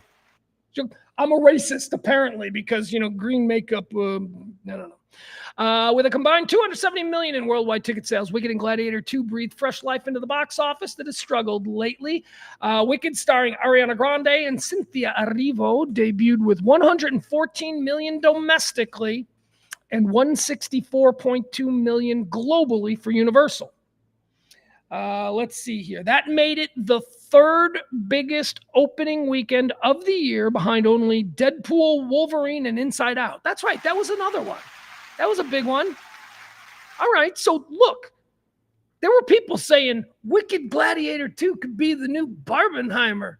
Not only was it not the new Barbenheimer, it wasn't even the new Deadpool, Wolverine, and Inside Out 2. Third. It's like the third biggest. Ridley Scott's Gladiator, a sequel to his 2000 Best Picture winning original, made $55 million. So look at that. Wicked did $114 million. Gladiator 2 did $55 million. That's an ass kicking. That wasn't even close. It wasn't like the nation's divided on what they should go see. No, what this looks like is that most people couldn't get into the sold out Wicked and ended up seeing Gladiator 2. Anyway, there you have it. That's the big movie weekend. They also believe both of these movies will continue to climb throughout the holiday season as, people will... I'm sure Wicked will do crazy business. I don't know. Gladiator 2, I think it's going to depend on the reviews. But Wicked doesn't need to be a good movie. You know why Wicked doesn't need to be a good movie? Wicked doesn't need to be a good movie because it's for women and their daughters while they're Christmas shopping. It's a movie when you're at the mall and you need... That's what Wicked is going to draw on. And they're going to do crazy business. Gladiator, it's got to be a good movie and your dad's got to want to see it. That's basically the only way they're going to do big business.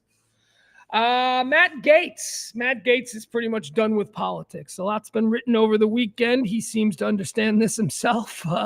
He has said that he will neither attempt to regain his seat in the Congress. He can still actually, go to Congress. He's not done yet, but he resigned. Remember he resigned when he thought he was going to be the Attorney General? Poor little misguided silver spoon prick. He thought he was going to be the Attorney General and he gave up his seat, which, ended up stopping the ethics investigation that was into him and underage sex and teenage prostitution and drugs and all of that stuff. All of that goes away when he resigned. Of course, Trump pulled the plug on his AG nomination, calling him last week, telling him, look, dude, ain't going to happen. You ain't going to make it. So since then, he has said, Matt Gaetz, that he will not be trying to reclaim his seat, at least not now. I mean, I don't know if he didn't say at least not now, but he said, I will not be trying to reclaim my seat. He also said that he will not be accepting a nomination by Governor DeSantis, because there were a lot of people that were saying, well, Marco Rubio's Senate seat's going to need to be filled and DeSantis should just put Gaetz in there. But Gaetz and DeSantis haven't been altogether close. Remember, there was some ugliness between the Trump people and DeSantis, the people actually running Florida. So that's not going to happen. DeSantis is not going to do that. If anything, DeSantis might appoint himself to that senator seat, which is something we should be looking out for because he is trying to raise his profile nationally. He wants to be president. Although, historically speaking, a lot of senators don't become president. That is not the way to the White House. Anyway. That's just something people said. So what is Matt Gaetz doing now? Matt Gaetz has signed up for Cameo. I got to be honest with you. He's going to make so much money on Cameo. If he is willing to accept Cameo dollars from haters, Matt Gaetz is going to. So Cameo is that thing where you get to Skype with somebody, where you pay like whatever. And then, you want Matt Gaetz to wish you a happy birthday. He Skypes you and he's like, hey, man. And you're like, hey. He's like, I'm Matt Gaetz. And you're like, yeah. So I just want to wish you a happy birthday, man. It's really weird and awkward, but it just, it's an easy way to make money if you're a celebrity. I mean, it's beneath a lot of people. Like it's a beneath kind of, it's not I don't know. It's not something you should be proud of, I think. I think that, Leonardo DiCaprio isn't on Cameo. You know what I mean? I mean, it means that you're just trying to make money wherever you can. So Matt Gaetz is on Cameo. How exciting is that? Matt Gaetz is following in the footsteps of another Republican who left Congress under a cloud of controversy by joining Cameo. Of course, we know who he's talking about there. He's talking about that Santos guy. Remember that guy, George Santos? A day after withdrawing from consideration as Donald Trump's attorney general and hours after the now former Florida representative said in an interview that he would not return to Congress, Gaetz created an account on the app on which celebrities and other public figures can charge hundreds of dollars for personal video messages. I served in Congress. Trump nominated me to be United States Attorney General. That didn't work out. Once I fired the House Speaker, reads the profile for the former. Okay, whatever. We don't need to go into it. whatever. He's going to make some money off gullible people who are willing to, and he's got no shame. So if people want to be like, I hate you, he's going to be like, yeah, you do. Keep paying me. I take all of those. He's got no shame. He doesn't care. All right. A little breaking news in the Melendez story. A judge has rescheduled key resentencing hearing for the brothers. They were expected to be in a Los Angeles courtroom today. The judge has said, time out. Now, you may remember a couple of weeks back, there was all this hubbub coinciding with the release of the Menendez brothers miniseries on Netflix that they might receive not a new trial, but resentencing based on new evidence. They've been in prison for 30-something years for the killing of their parents. Big nationwide story, covered wire to wire by everybody back in the early 90s. And big shock to a lot of us who lived through that to think that they might be getting let out. Former Los Angeles District Attorney, or I should say outgoing Los Angeles District Attorney, said he was going to recommend to the court that they be resentenced, which would have been, that's a way of saying they're going to let them out. Because whatever the resentencing is going to be, they will have already served more than what the resentencing is. So they would be released. That, of course, got upended when that DA lost re-election just a couple of weeks ago. So now they got a new DA coming in who promises he's going to look at that. Now, today was supposed to be the day that they would have been let go. There would have been a hearing on the resentencing today. Had the other DA won, right? Had he won re-election, today would have been the day where the Menendez brothers would have been walking free. But that didn't happen. They showed up in court and they went, look, there's a lot going on. The new DA doesn't exactly know what this is all about and he'd like to look into it. So we're going to reschedule this. So it's not dead. I think they're probably still going to get out, actually, because I don't think it's insane that they might be moving on. Anyway, there you go. That's the Menendez brothers. What else do we got here? Conor McGregor has been found guilty in an Irish court of rape with civil, right? This is always, so don't pay. Yeah, it's not criminal. Don't pay her. You're Conor McGregor. Here's what you need to do. Conor, you need to get like a big bag. You need to put like, what do you got, 100 million? More than that? Proper 12 is taken off. That's going to make him a billionaire. I'm not kidding. Conor McGregor's Proper 12 Irish whiskey is really good Irish whiskey. It's really good. And it's priced at a price point that is about $3-4 lower than everybody else. He is selling quality 12-year-old Irish whiskey at like $13 a bottle. It's crazy. Anyway, he's going to be a billionaire from that. He's going to do that whole Ryan Reynolds thing. Like, you know how Ryan Reynolds got all of his money because of that Mint Mobile? Seriously. Anyway, Conor McGregor needs to take like $100 million, needs to bury it somewhere in some bog out there in Ireland, and he just needs to be like, I ain't paying her. And then they're going to come, they'll take whatever they take and all that stuff, and they'll be fine. But he shouldn't pay her. Civil court.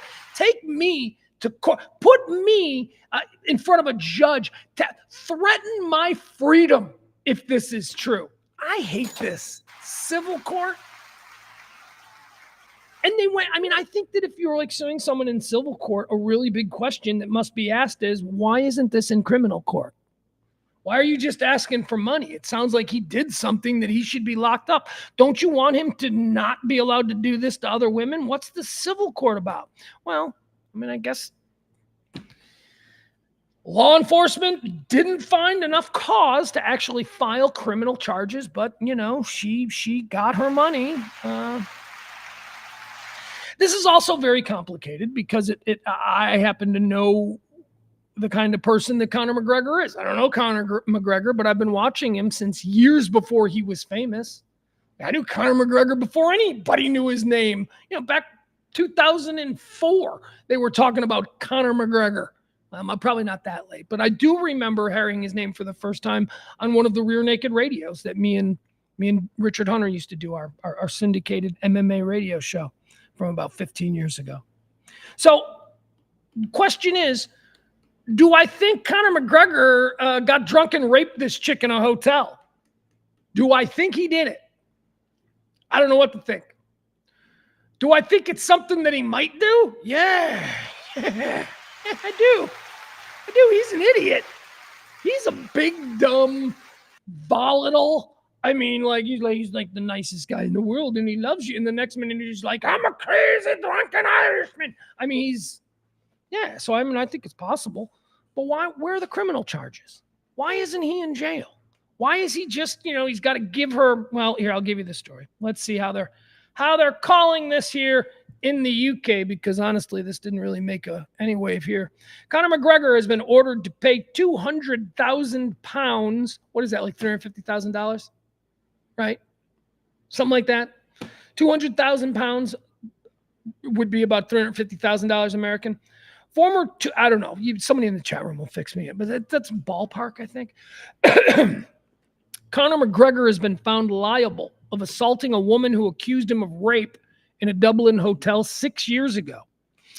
The former UFC champion, McGregor, 36, had faced an accusation in the civil action that he brutally raped and battered. Brutally raped and battered should not be a charge you face down in civil court. Brutally should be in criminal court. That sounds like it's Your Honor, I'm sorry. It seems like you've got the wrong venue for this trial. McGregor, 36, had faced an accusation in the civil action that he brutally raped and battered Nikita Hand in December of 2018.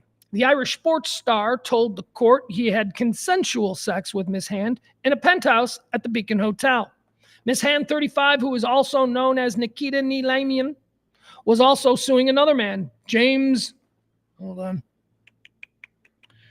Lawrence, for assault. The jury found Mr. Lawrence did not assault Mrs. Hand.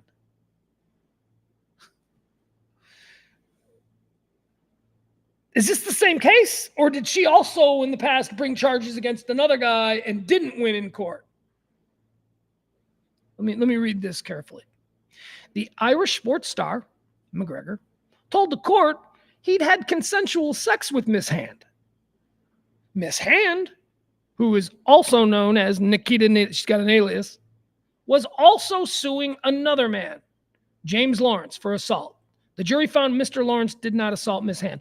All right, I'm going to draw from that this is a singular incident involving both Conor McGregor and James Lawrence. She was suing both of them. James Lawrence was not found liable, whereas Conor McGregor was. Okay, that's how I'm going to move forward through this. Because it's a different story if this guy was a woman. Well, she sued this guy 2 years ago for the same thing in law, right? That's a different story. Reasonable minds have to recalculate and go, okay, let's take a look at the land now. Let's see here. Speaking outside the court, Miss Hand said, I am overwhelmed by the support I've received from everybody. I want to thank my legal team and my 3 barristers. They've been amazing from start to finish. I'd also like to thank the justice, the jury, and all the witnesses. I want to thank the doctors, nurses, and everyone at the sexual assault unit at Rotunda Assault, especially my own doctor. I want to thank the rape advocate. I don't care. She's thanking people. She's like, I want to thank the Academy. I want to thank the Academy of Rape. I want to thank the UFC for giving such bloated pay-per-view deals to Conor McGregor, making it possible. I couldn't have done this without you, Dana. I couldn't have done it without you. Yeah, we're good. We're going to move on. What else do we have here? Do I want to get into this?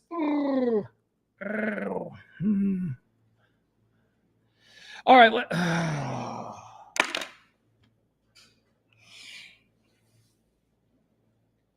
I should have done this earlier. Like, this is like its own thing because I can get so freaking passionate about this. I'll tell you what, I'm not going to do it. I'm not going to allow myself to go off the deep end on this. I really thought I was. I mean, I wanted to get into a real passionate argument about this situation, but I don't want to. I really don't. I got a meeting at 3:30. I got a meeting in an hour. I can't. So here's the story.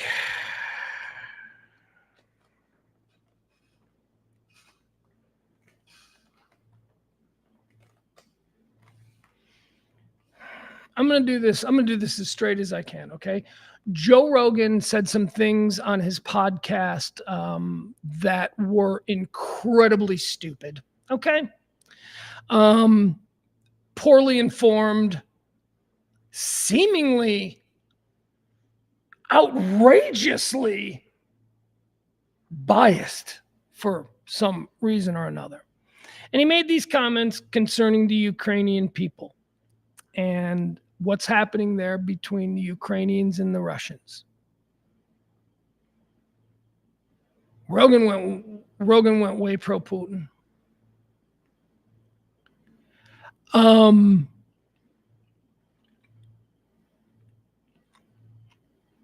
So Vladimir Klitschko, one of the greatest heavyweight boxers of all time, the Klitschko era. The Klitschko era killed heavyweight boxing in America. It blew it up around the world. But in America, there was a 10-year period where the Klitschko brothers were just cleaning out. And most people in America don't even know who the Klitschko brothers are because they weren't American. They weren't American champions. We all know Leon Spinks and we all know Mike Tyson, but no, we all tuned out. As soon as it was like Russian dudes kicking everybody's ass for a decade, two brothers who incidentally never fought. Cute enough, they promised their mom when they started boxing, when they were both young heavyweights, they had to promise their mom that they would never fight each other. And they would both go on. Vitaly and Vladimir Klitschko would go on to be champions, heavyweight champions at different times. They did never fight. Vladimir Klitschko is the one that we're talking about here. His brother Vitaly Klitschko is the mayor of Ukraine. He is also a military commander now for the last couple of years he is the commander, well, as the mayor of Kiev, he's like the commander of the Kiev Brigade, which is been on the front lines from the earliest. I mean, when the war first started out, some of the coolest first things we saw was the former heavyweight champion of the world, I mean, it was interesting. So that's Vitaly. Vladimir, the one that we're talking about here, he's the better boxer. The one that we're talking about here is the better boxer. He is considered one of the great heavyweights of all time. His little brother is also a really good boxer, but not in the same league. Okay, so both champions, both WBO, WBA, whatever. But the former champion, who has the long-term relationship with actress Hayden Panettiere, from Heroes, the cheerleader from Heroes. She was all, they were there. I don't know if they were ever married. They have kids together. There was a big custody issue about, Hayden Panettiere not wanting to give the kids back after the breakout of the Ukrainian war. Do you remember that? Like Vladimir Klitschko was like, "You better send my kids back, bitch." And she's like, "No." So anyway, that's him. That's two brothers. So Vladimir Klitschko, again, the guy who's married to the Hollywood celebrity and, who's probably one of the great heavyweights of all time. He made a message to Joe Rogan. It's not a bad message. It's a message of a man whose country is going through some things. And it's a message of a man who has represented his country. The Klitschko brothers, Ukrainian boxing wasn't really a thing until they dominated everything. So they're very important. They're very, very big symbols of their country.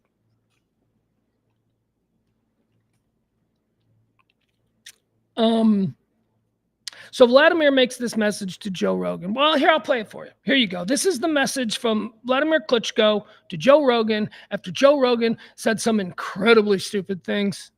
But Joe Rogan will tell you that he says stupid things. And the great thing about Joe Rogan is that when it's revealed in a conversation with a guest that it was a stupid thing, he'll admit it. Joe Rogan is not an expert in any of this stuff. Joe Rogan is an entertainer. Joe Rogan is a comedian who is a good conversationalist, who's curious about things, but he's not intellectually schooled in many of these things. He's self-taught. A lot of the stuff Joe Rogan says, he cites, well, I Googled it on the internet. That's how most of us are.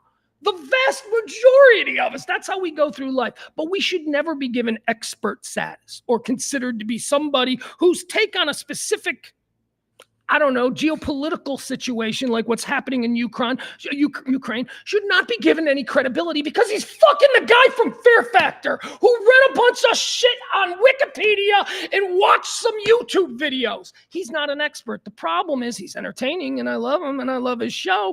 But the problem is that a lot of people who listen think he is an expert. And the shit that they hear when he's fucking around, Joe Rogan fucks around in conversations. He takes devil's advocate positions all the time just to see where the talk goes. Now, unfortunately, a lot of times those devil's advocate positions get clipped and then they go viral and they're like, Joe Rogan wants to rape zoo animals. You know, they get taken out of context or whatever.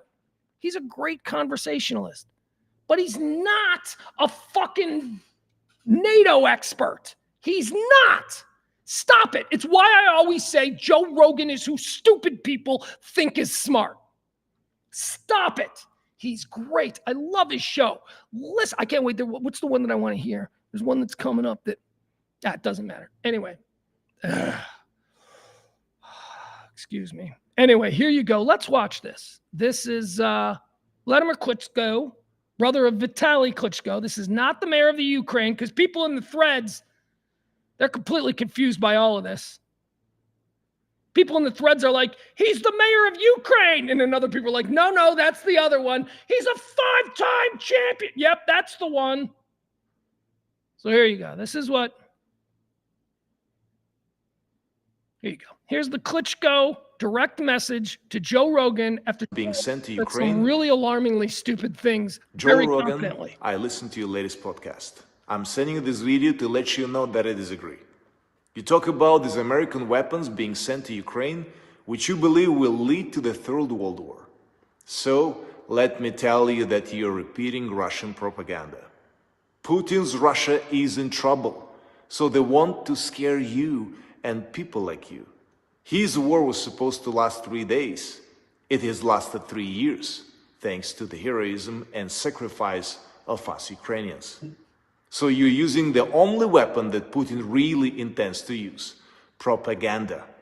And this weapon really weakens our democracies. Putin's Russia wants to destroy Ukraine quietly. They want America to stay quiet, not great, but quiet. A great America is not an America that abandons countries that defend freedom with their lives. In short, you see, I have quite a few points of difference.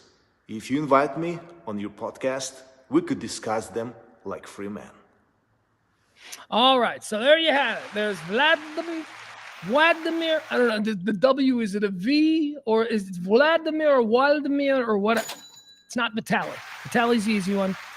That guy who we just saw there was the better, but they're both great boxers. They're both like, name the 25 best heavyweight boxers of all time. Both of them are in there, but one of them is just significantly better, and that was him. Joe Rogan responded to that. Let me read you Joe Rogan's response. It's just so classless and just so fucking. That was a man speaking directly to the camera, man to man, about facts. He wasn't being insulting. He said he was wrong. He explained, Joe, you don't really get what's happening here. I can hear the fucking bombs dropping outside my windows. I haven't had water or electricity in years. This is a man who is fighting for his country. And Joe Rogan makes $200 million sitting smoking pot in Austin from Spotify. He's a soft fucking bitch. And this guy's a goddamn warrior fighting for the freedom of his people. And this is what I didn't want to do. All right, we're good. He's fighting for his people. Joe Rogan is, hey, Jamie, play another video of a guy getting kicked in the nuts, which is why I'm so fucking pissed at Rogan today for the way he responded to that. Like a classless asshole.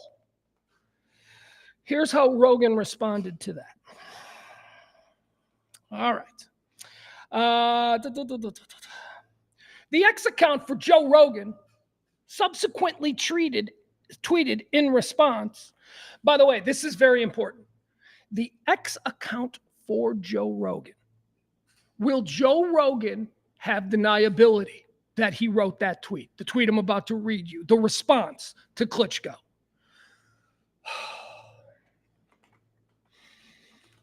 We might be finding out that Joe's not writing his tweets. We might find out that there is somebody in the Rogan organization who puts out these tweets, because Joe might want to back off that. Joe, that is not in character for Joe Rogan. I'm very surprised at his response to Klitschko. Here it is. Here's what an account for the Joe Rogan podcast, the official account for the Joe Rogan podcast, subsequently tweeted in response. Does this make any sense to anyone, or just an attempt to get on the podcast? Is he just trying to get on the podcast? He's just trying to, like, I don't know, does he got like a .com or something? He's got some merch he's trying to move. Is he trying to get on the podcast? Fuck you, Joe. Fuck you. Are you fucking kidding me? You have people on who hunt Bigfoot. You have fucking fighters that nobody's ever heard of, but a goddamn dominant world champion suggests he should come on. And oh yeah, by the way, he's also an expert on a serious world event that you're running your mouth about. That guy says come on, and you minimalize him as somebody trying to get on your fucking podcast? You asshole. Please, Jesus, have that not have been Joe. Please, Jesus, have that response have been some fucking stupid intern who thought, hey, Joe's going to appreciate this because I'm going to be an asshole. It is not insane to think that Joe Rogan would have, it wouldn't be insane that he would have either of the brothers, considering what they're doing every day. They're fighting a fucking war in their backyard. Literally their backyard. Literally, they open their window and they shoot at something flying over. That's their reality. Not Austin, not Lady Bird Lake, not fucking smoking weed and going down to the comedy club, Joe. Have some fucking respect for people who are fighting for freedom. And that's what they're doing. It's exactly what they're doing. Now, I don't want to hear any of your bullshit. Well, the Ukrainians are Nazis. So are the fucking Russians. Just stop it with all that shit. I am talking about a people who were invaded. That's all. People who were invaded by a known madman. Putin is a known madman. He's invaded Ukraine. They are fighting back. They were supposed to have gotten their ass kicked in 3 days. It's going on 3 years. You don't have any fucking appreciation for them. You're not like, holy shit. Let me tell you something. As an Irishman, I do. As a motherfucking Irishman, I got pride, I got hope, and I got the backs of the Ukrainian people who are doing exactly the same thing that my people had to do against the British for 800 fucking years. So I don't want to hear about Putin, punters, laptop, Biden, Ukraine. Fuck you. We're talking about a people who saw a world power decide that they wanted to take their country over. And these people fought back, and they've been fighting back. And Joe Rogan is going to go on a podcast, or he's going to go on Twitter, and he's going to make fun of fucking Vladimir Klitschko, who just gave a very Joe, please, you're very influential. What you said, you're wrong, and I want to come on and talk to you about it. Let's do it. Come on. That was essentially what Klitschko said, and Joe was like, he just wants to get on the podcast, right? He just wants to move merch. That better not have been Joe. I swear to God, I've known Joe for 30 years now. That better not have been Joe. I've always thought he's a bit of a douche. I've always thought he was a bit of a douche. I mean, come on, Joe Rogan did our show 3 times a year for 15 years. And did you ever wonder why we never went out or hung out with Joe Rogan and his crew? Because they were kind of dicks. Why are we hanging out with Bill Burr? Why are we hanging out with Louis C.K.? Why is fucking Frank Caliendo taking us all out to dinner? Because they were nice guys. Joe Rogan was a good guest who always came in and was kind of a fucking dick. He was kind of a fucking jerk. So whatever. I mean, I think he does probably the best podcast on the planet. He is the greatest conversationalist that I've ever heard since Howard Stern. Howard Stern's a great conversationalist. Danny Bonaducci's a great conversationalist. I would like to think that I'm a pretty good conversationalist if I could ever have somebody else in here that I could talk to. But Rogan is so good. His show is so good. This makes me so mad. Have him on, asshole. And please, please have the person who wrote that tweet be some fucking kid, and then make him apologize, turn it into a bit, make that kid come out when you have Klitschko on and like apologize to him or something. Just that was such a beneath you Joe Rogan response. You think he wants to just get on your podcast? You should have had him on your podcast years ago. He seems like the fucking typical podcast guest. But no, now you want to belittle him. In defense of Putin. All right, here we go. Let's keep moving. We got a lot more to get to. I told you I was a powder keg today. I told you there were a couple of stories that just fucking bug me. How about this one? Ready? Now let's talk about some parents. Oh my God, we got another crazy issue here. So there's some parents. Actually, here's the funny part. These dudes, they're not even parents of kids that play on the team. No, they're working on behalf of the rest of us. So, maybe we had a meeting. We couldn't make it to the game and protest. So they're going to show up instead. One of these parents, I mean, they have kids in the school, but not on the team. This is not a school district defends decision to punish parents for wearing pink XX wristbands at a girls' soccer game. I don't know what that is. So these two men showed up at this girls' high school soccer game, and they were wearing pink wristbands with XX. What is that like some crazy far right? We hate fucking chicks with dicks, so this is gonna be our brand. What is that? What it is? I don't know. I don't swim in those waters, but whatever. Okay, so they're doing this. I gotta be honest. That seems fine. What's wrong with that? I can wear any armband I want. Okay, it'd probably be a problem if it was a swastika, maybe, right? So maybe not any armband. But I don't know what the fuck that means. If these two dudes shot, I wouldn't have a problem with it. They're not inciting me. They're inciting people. That's the complaint.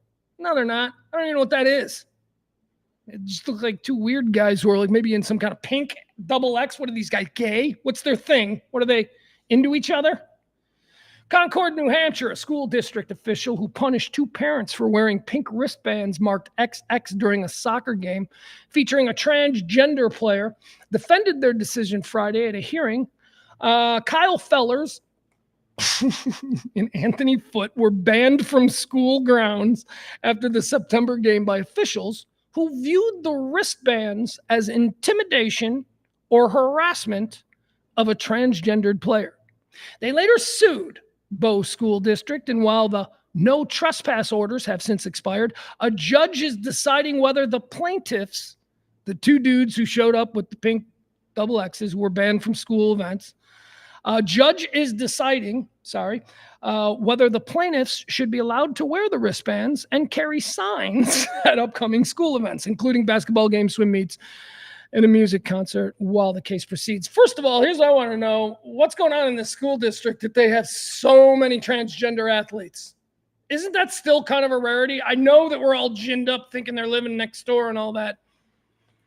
But I go to a lot of high school sporting events. Hell, I just went to a girls' basketball game. I was there with my son. It's not like I'm just suddenly taking an interest in girls' high school basketball.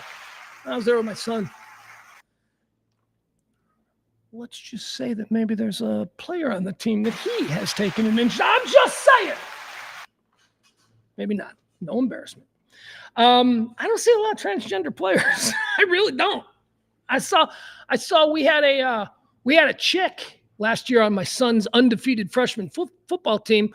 We had a chick who played cornerback, and she was really good. She was really good. She played the whole season. She's not playing this year. That was like a big letdown for me this year when we got into the season. I'm like, dude, that chick playing? He's like, nah, she's not playing this year. I'm like, why? She started. He's like, I know. She was good. She was the little girl who came up to me once and she said, I was standing at a practice and she walked by me and she goes, are you Mason's dad? And I go, yeah, I am. And she goes, he's the best lineman on the team. And I was like, oh, it was so nice of her to say. She knew I was the dad and she knew that was going to make me feel good. Anyway, I like that girl. She doesn't play anymore. Then two teams have girl kickers. Apparently girls soccer is, a big thing. Some of these girls can actually boot it. So I were two teams, one team last year had a girl kicker that was varsity, and she was a varsity girls kicker, and she was booting it. Me and E went to that game, and E of E Gallery. Me and E went to that game, and we're like, this girl's gonna get a scholarship. We're gonna hear about this girl in a couple of years. She's gonna be kicking in college football. And then there was another little girl that kicked. But I don't think I've ever seen any transgenders. I mean, my son wrestles. So I don't know. Anyway, apparently in New Hampshire, these guys want to be able to show up to every event. Any trannies? I mean, that does seem like they're anticipating a problem they may have been ginned up to think is bigger than in actuality. But okay.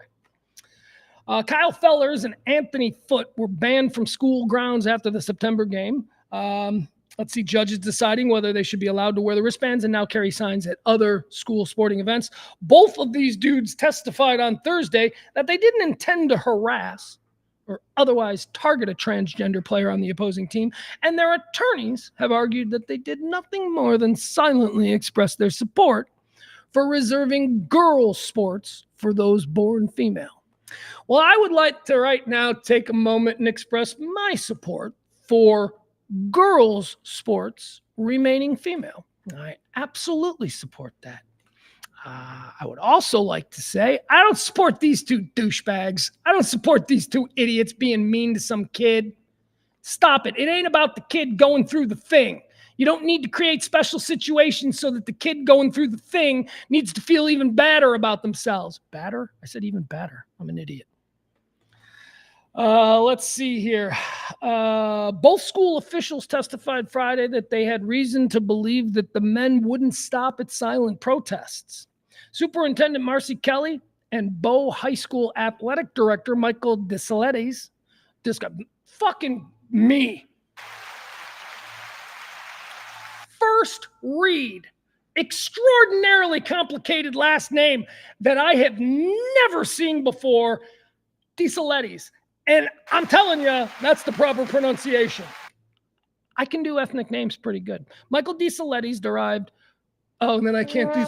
I butcher the next word. That's. I'm such a loser.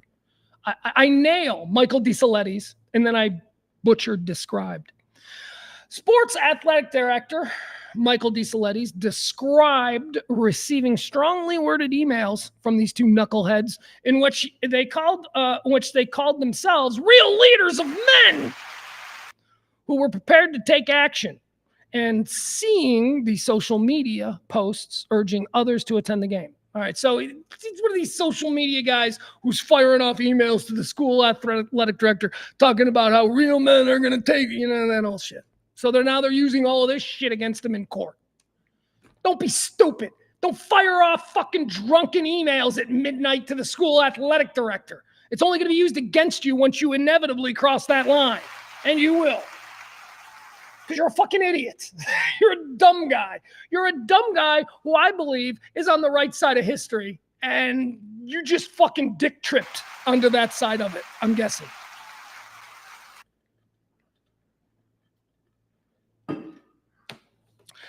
Let's see here. What else do we got? When we suspect there's some sort of threat, this is what the two guys say. They're the Avengers of the community. They say, when we suspect there's some sort of threat, we don't wait for it to happen. Comparing it to the way school officials would wait until a fight broke out between two students before intervening.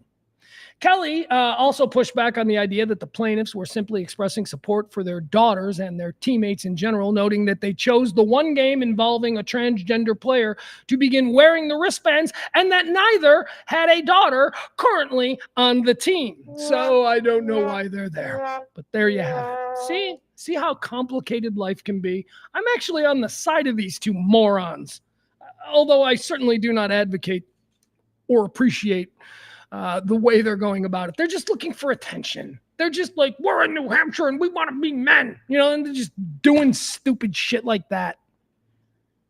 You know what a man is? A man is cool to all people. A man knows where the line is, and should you cross it, will put you back on the other side of it. But a man doesn't go looking for people to line step. All right? These guys are looking for trouble. These guys are just out there. Let's be men. Let's stand up and say we don't like chicks with dicks.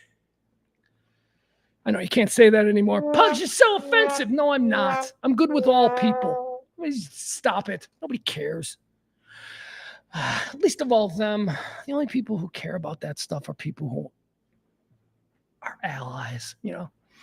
Let's see. Let's go. What else do we have? The other day I was talking about how Dana Carvey, remember he unveiled his new Musk impersonation? Dana Carvey has signed essentially a full year to appear in every episode of Saturday Night Live. Him and a number of other cast people from the past have done the same. This is the 50th anniversary of Saturday Night Live. So Lorne Michaels is going to mix in to the cast some old cast members. Dana Carvey was set up to be Joe Biden for, a while, whatever.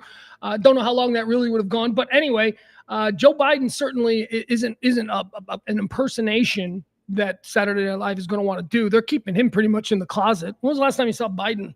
I don't think I've seen him in forever. I think it's only the people on the far right who are still obsessed with Biden. I haven't seen him. I don't know what he's doing. So he's supposed to play Biden, but then, nobody's doing a Musk, right? There's no Musks out there. So Dana Carvey decided I'm going to try and do an Elon Musk. And that one's got legs, I think. Like Dana Carvey, if he can really nail an Elon Musk impersonation, that'll give him, cause to be in scenes for the entire year. That's pretty good. Okay, so his Musk sucked. Dana Carvey, who is great at all characters, whether he's creating them from whole cloth or being George Bush, not gonna do it. He's Johnny Carson. He's terrific, fake or wholly created characters of his own. So I wouldn't put it past him being able to nail one, but he came out and he did Musk and it was terrible. It was like, I was like, that's not good. Well, guess what? I don't have to feel bad about that. Dana Carvey himself thinks his Musk sucks. He's like, it's not good. It's not. He doesn't have it. He didn't nail it. Now I can't impersonate people, but I became fairly good friends with Frank Caliendo for a period of years back a few years ago, and I used to talk to him about how he could do it. Same with Craig Gass, who's another really good. I'm obsessed with people who can do these things. And it's about, both of them said the same thing. It is just about, you hear something, you hear something that you just in your mind, you can imitate. It's either a way that a tenor to the way they talk or whatever. Anyway, it's really, I don't have that ear. I can't do it. I could never do any impersonations, but Dana Carvey is certainly one of the best. And Dana Carvey admitted that he has struggled to come up with an accurate impersonation of Elon Musk. Carvey portrayed the billionaire Tesla and SpaceX CEO on November 9th on the show, just days after President Trump secured a second White House term. During the episode, cast members opened that we don't need this one. Carvey as Musk made a cameo. We don't need to see it. Who cares? In response to a clip of the segment posted on his social media platform, a Trump booster commented, SNL has been dying slowly for years. Oh, hey, Trump guy, that's such a unique thing to say. I can't wait for you to come back around in a couple weeks and tell me that Die Hard's a Christmas movie, because you're so interesting. You say things, really? Holy shit, I haven't heard anybody say that Saturday Night Live hasn't been good in years in seconds.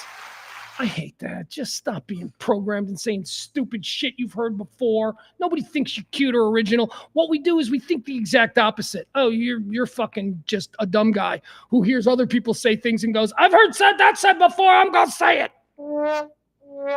Jerk off. Let's see here. A Trump booster commented, SNL has been slowly dying for years as they become increasingly out of touch with reality. Their last-ditch effort to cheat the equal airtime requirements and prop up again, one of these things. Anyway, moving on. Dana Carvey thinks his Musk sucks, and he's going to work on it, and that's good. Work on it. I'm sure you'll nail it, and I'll be there. I'll be like, he nailed it. I hate that. Ugh.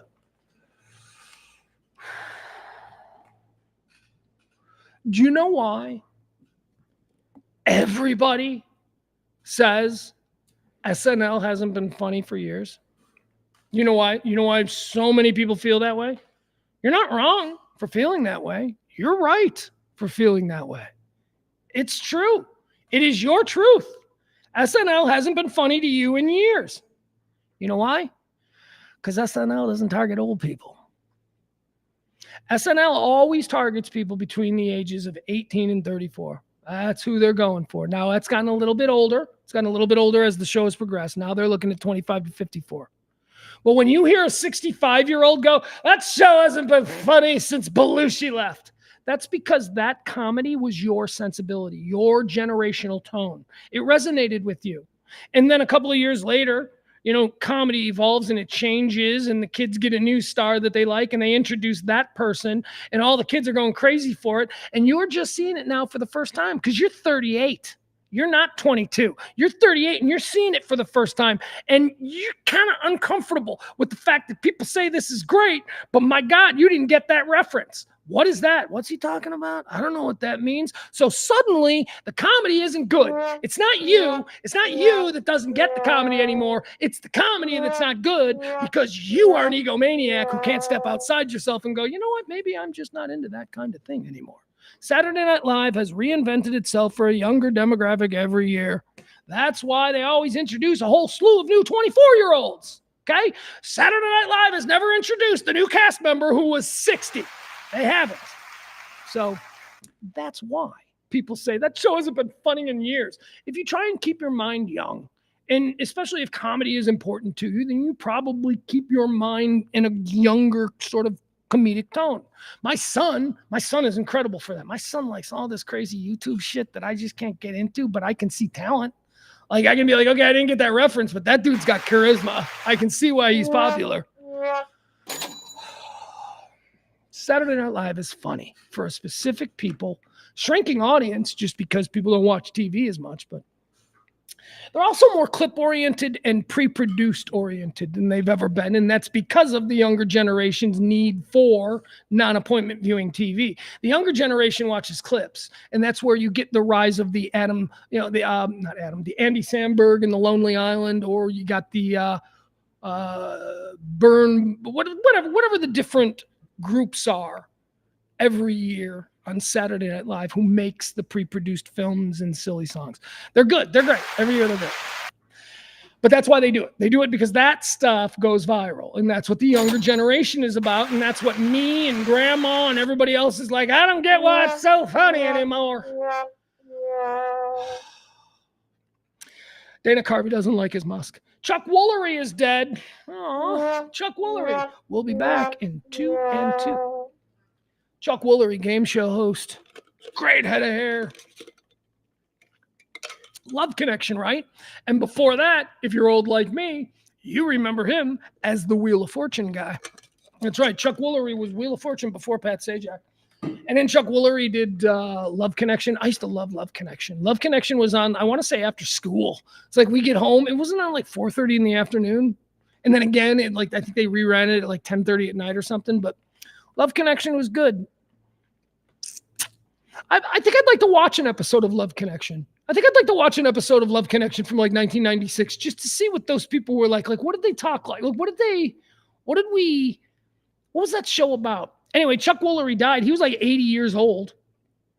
Let's see here. Let's give you a quick little rundown on this guy. Former TV personality, hosted Wheel of Fortune for years prior to Pat Sajak. Chuck Woolery, the original host of Wheel of Fortune and an iconic force on a number of game shows over the years, has died. He was 83. Woolery hosted Wheel from 75 to 81 before serving as master of ceremonies on several other game shows. All right, let's see. Love Connection, of course. Scrabble, no idea. Dating Game, not interested. Greed, never heard of it. Lingo, I'm going to pass on that one. And most recently, he hosted the Fox Nation special 80s quiz show. I don't know what that is, but that sounds like something I'd be into. All right, what did he have? What did Chuck Woolery have? Well, what he had was 83 years on this planet. His cause of death remains unknown. Okay, there you go. Chuck Woolery. Godspeed, dude. 2 and 2. Oh, here's something that broke on Friday, man. So 2 things. What time is it? 2:50. Hold on. I got a meeting, so I got to make sure we don't run too late. Hold on.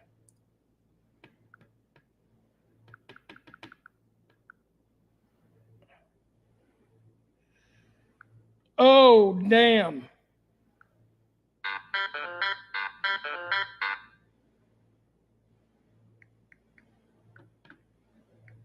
Hold on. I'm sorry. I got a text I got to return.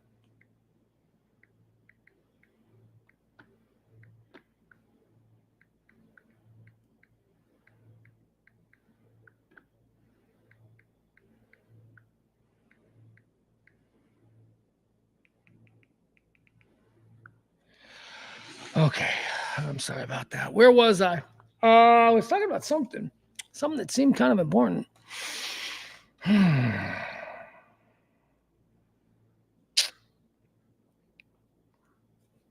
Adam Rain in the chat room. This is how I always refresh my mind. I go to the chat room and I just start reading. Adam in the chat room says, the oldest average crowd age at a karaoke show. I'm usually the oldest or close to it. This one, I was closer to the... Oh, did I walk into a middle of a conversation? Do I need to back it up?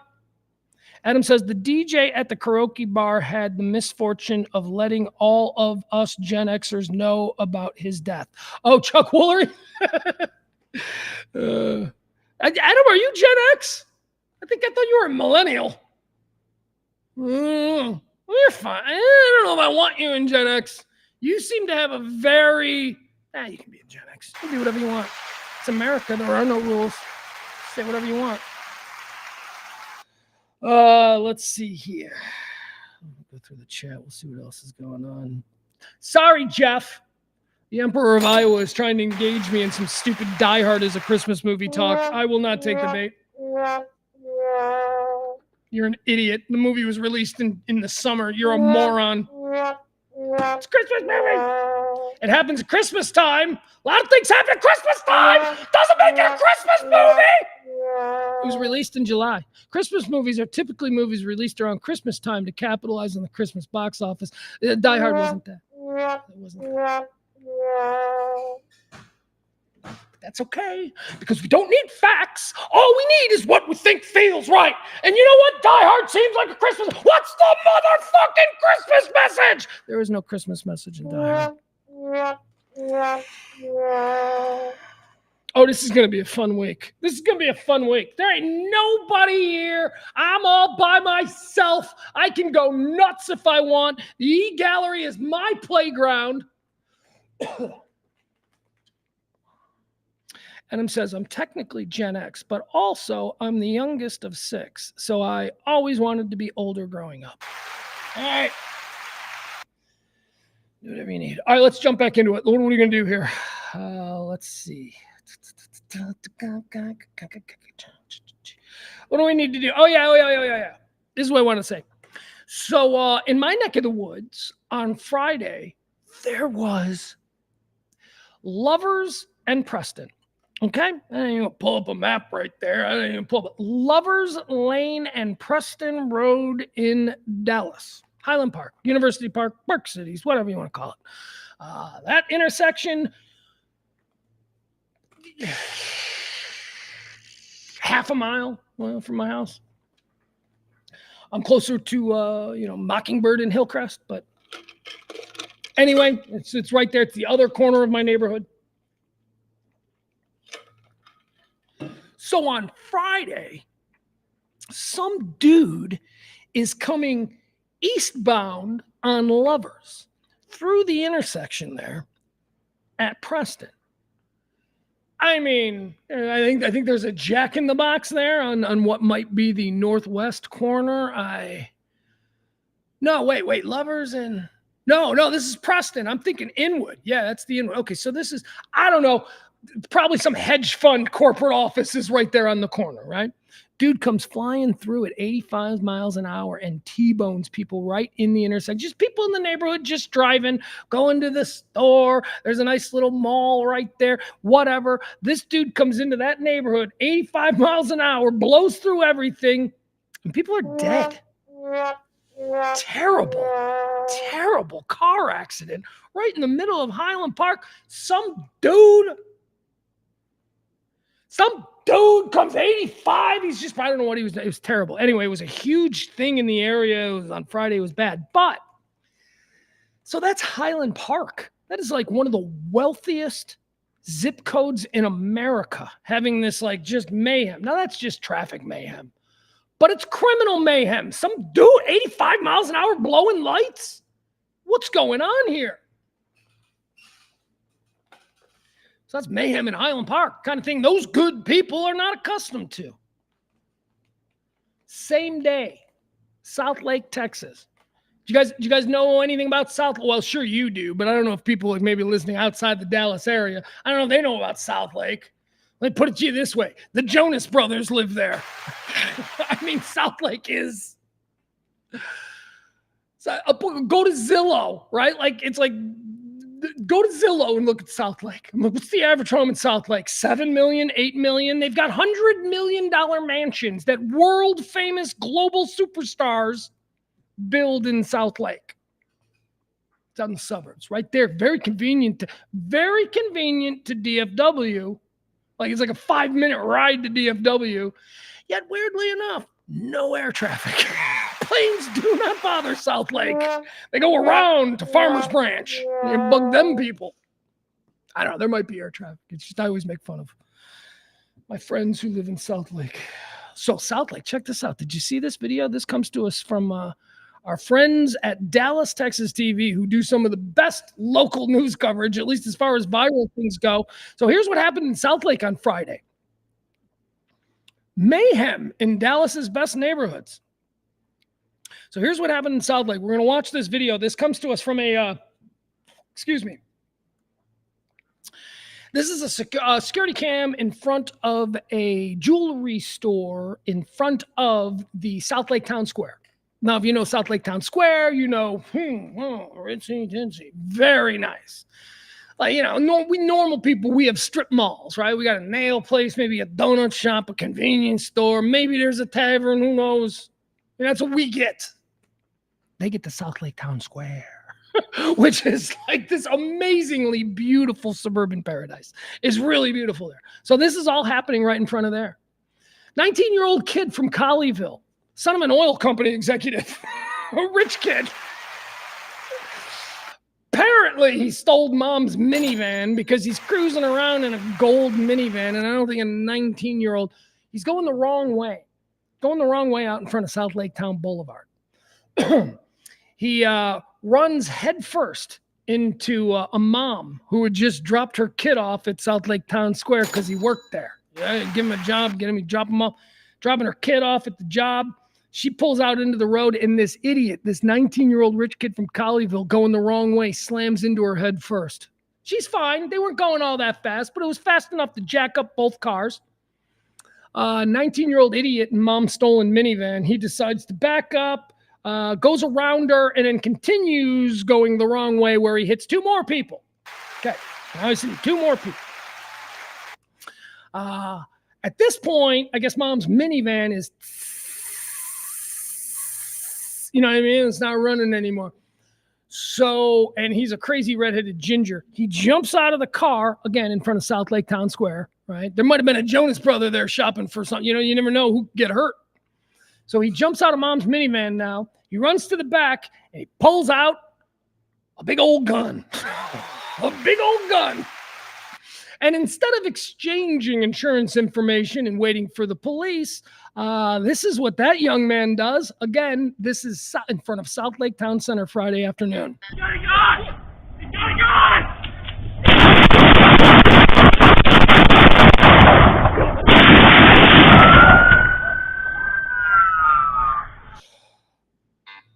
Can I point something out? I want to play that again. I absolutely love that. Did you notice the response time from the South Lake Police Department? No, I know. They were probably already on their way for a car accident. But it's like the minute you hear the gunshots, woo, it's like immediately the police are coming to help the rich people. Here we go. Let's go. Watch this again. And by the way, this looks like phony. This looks like something that's not real, except there's news stories and real news organizations are showing that the gunshots sound phony. Him running, the dude running and high stepping as the bullets create divots in the grass that he's running on. That's right out of a movie. That's dance, some bitch dance.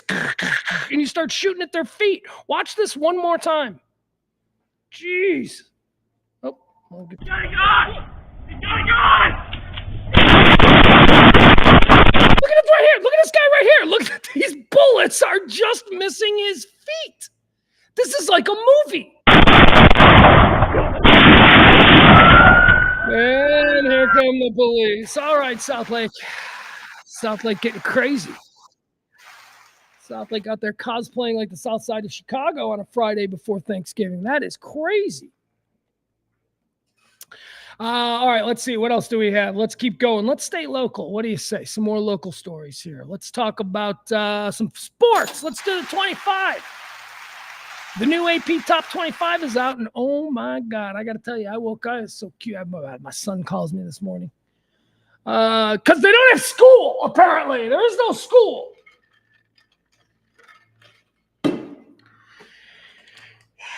Apparently, you just got to watch wrestling all day now. That's going to be the new curriculum for my son. And let me tell you, he's all for it.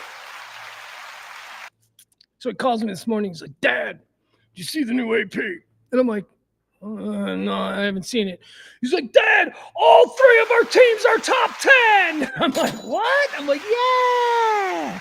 So as you know, my son is a high school football player, and he has 3 schools. He wants to play college football, and I don't know if he's gonna, whatever. He's good. He's 50. He's good at 15. Is he going to be good at 18? Whatever.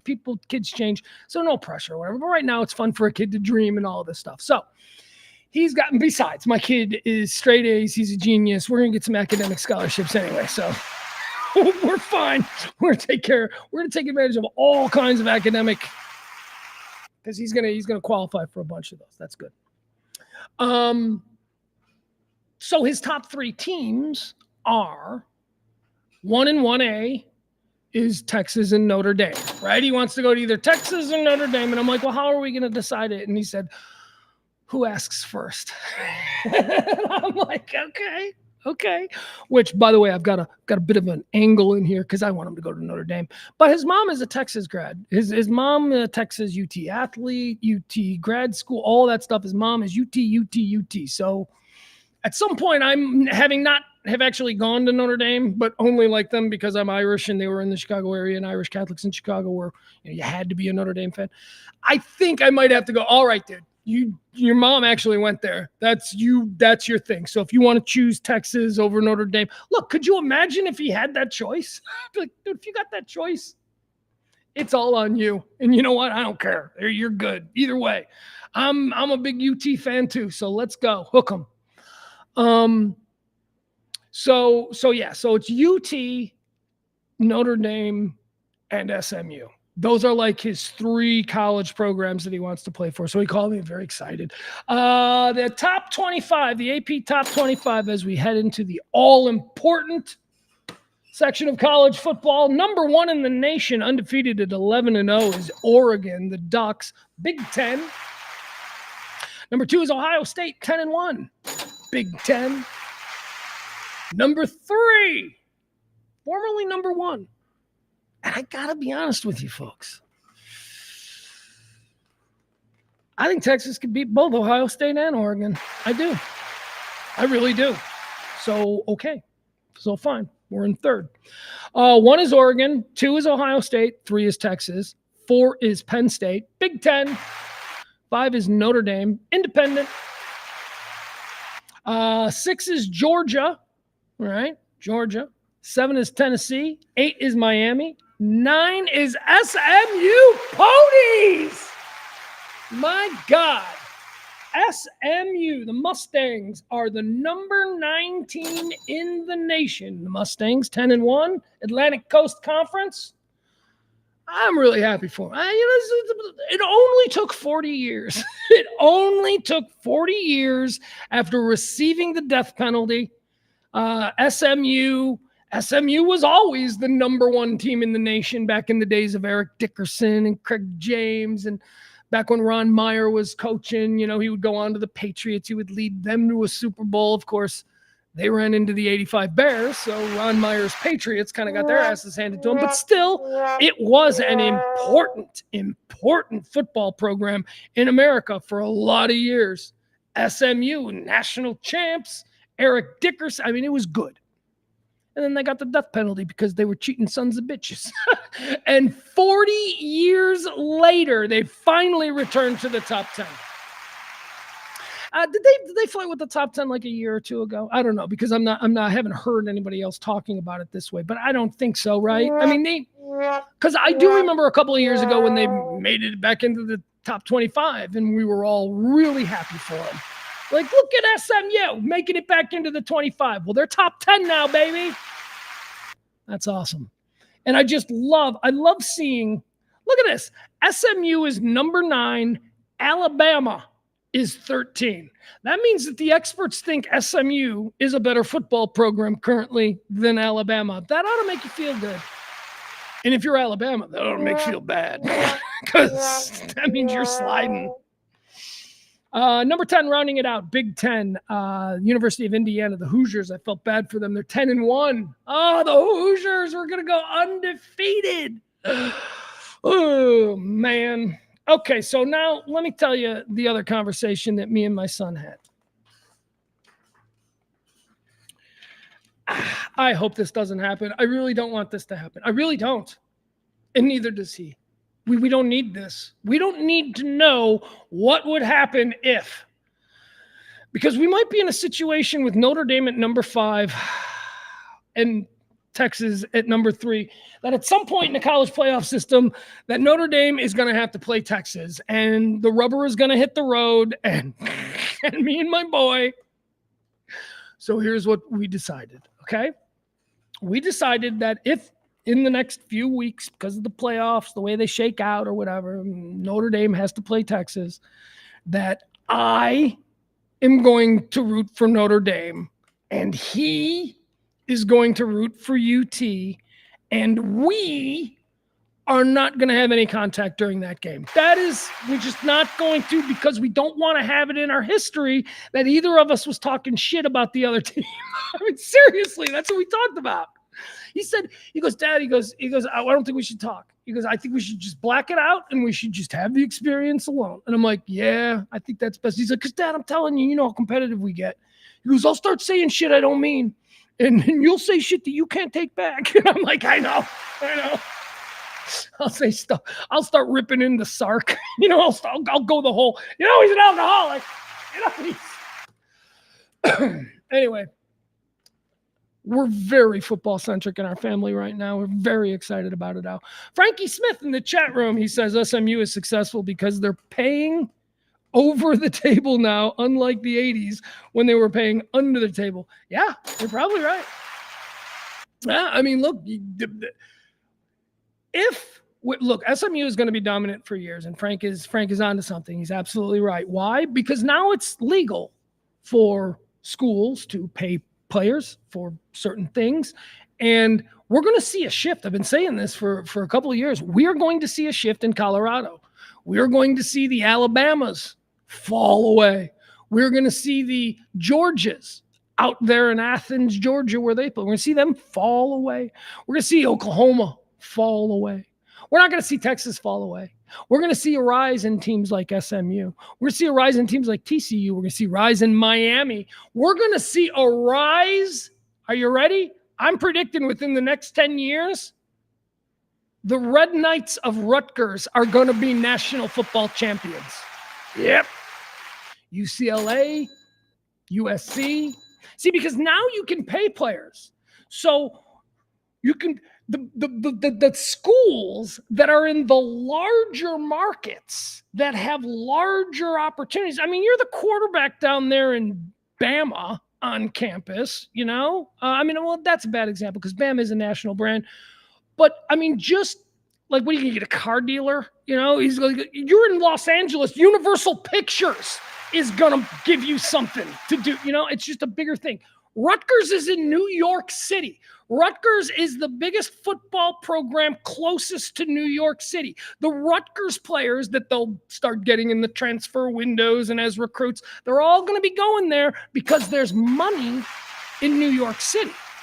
There's not so much money in Norman, Oklahoma, like there is in New York City. If you're a kid and you can go play for Rutgers and make like $1.5 million, or you can go to, Norman, Oklahoma, and maybe make $1 million.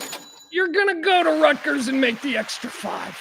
It's just the bigger cities are now going to start to dominate college football because they're going to have more resources to pay players. And a school like SMU, which is already, the alumni base at SMU is one of the wealthiest in football. That's a rich people's school, SMU, a very rich people's school. It's considered a new Ivy. I think I talked about that a while ago. So I think we're going to see a shift in college football. And when I jokingly said that, look at Alabama falling down, I don't think it's going to stop there. And Miami, what college kid isn't want to go play and get paid in Miami? You want to go to Iowa? You want to go to Ames, Iowa? Or do you want to go to Miami? I mean, we're going to see. This is going to change. Frank Smith says Mississippi doesn't have the business base of a Florida or Texas. No, of course not. Mississippi, they're not going to have any competitive college teams. No good players are going to go to cash in Mississippi. It's just not going to be a thing. It's just not going to happen. Let's see here. CC in the Sports Bras, he says you should make it the Mason Bowl, and whoever wins, he picks to go to college. Nah. Trust me, I love you, but my son and his college decision is going to be a group decision. There are adults. Look, I'll tell you, I'm trying to stave off something here. If my son is left to his own devices, he's going to choose Florida. Okay, he's going to choose to play at the University of Florida. So yeah, my son is not going to be making his own decisions. And why does he want to go to Florida now? Because he watched the Aaron Rodgers show on FX and he's like, Florida sounds like it's fun. I'm like, you dumbass. All colleges are fun, okay? Stop it. Just because you saw Florida, I mean, what, I got to make him watch? I made him watch Rudy. That doesn't make Notre Dame look all that fun. I got to be honest. That makes Notre Dame look like a place that smells of mold and doesn't have a whole lot of smiling people, at least the way Rudy depicts Notre Dame. So I don't know. So he wants to go to Florida. He's like, did you see the girls? I'm like, it was a TV show. But yes, the girls at Florida are probably really hot. Okay. But the girls at look, did you see the girls? Look, dude, you're smart. This is me talking to my son. Dude, you're smart. Florida is a school for dummies, okay? You need to go to a school for smart people so that we can. So, yeah, CC, I don't give a shit who wins the Mason Bowl. He ain't getting to decide where he ultimately goes to college. It's me, his mom, his stepdad, and him. We're gonna make a group decision.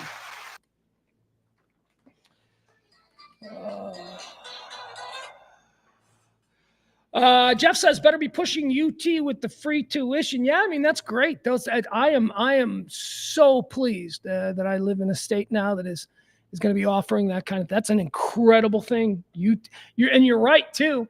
All things being even, but no, he can't qualify for that. I'm sorry, he can't. I just realized. My son can't qualify for the free tuition. His mom and stepdad have money. They're successful. His mom is like super successful. You don't think I would marry an idiot? I mean, she's like really good. They make more than $100,000 a year. He's not going to qualify for that.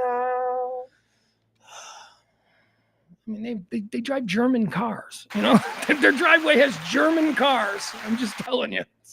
So he's not going to qualify for the.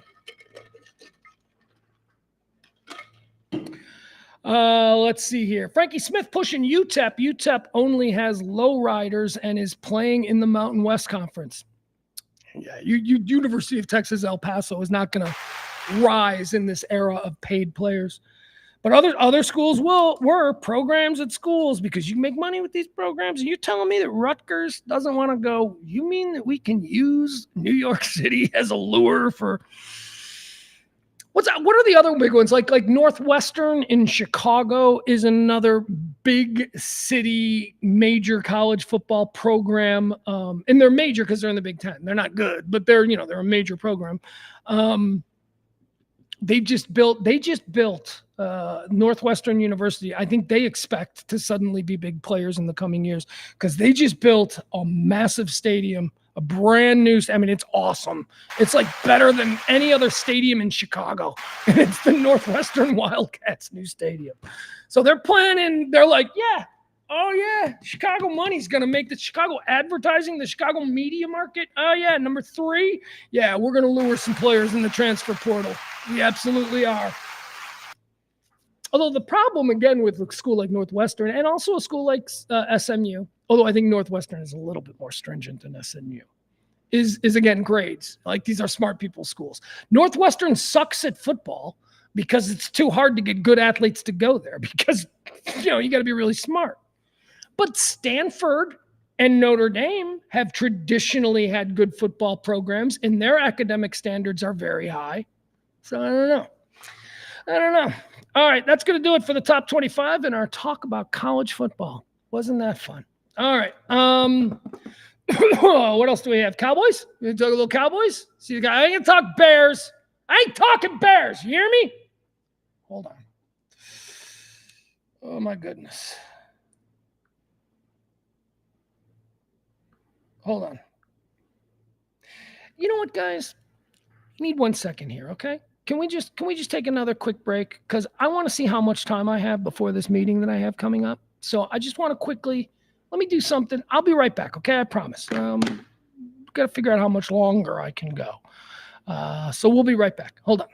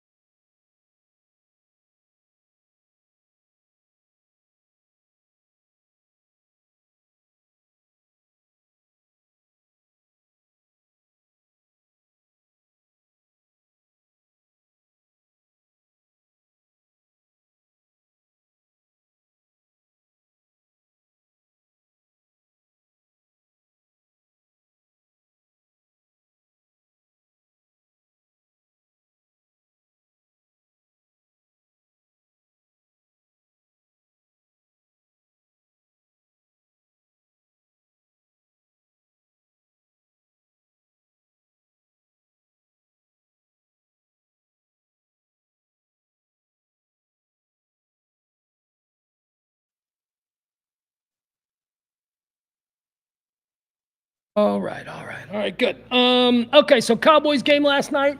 I can tell you, again, as a Bears fan and a Cowboys fan, I was pleased to see what happened to the Commanders yesterday happen. I'm glad that the Cowboys were able to. Look, my Bears beat them, okay?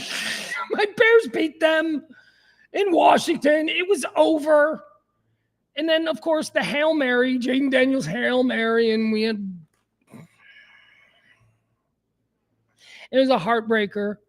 And my team was 5-2 going into that game, maybe 4-2.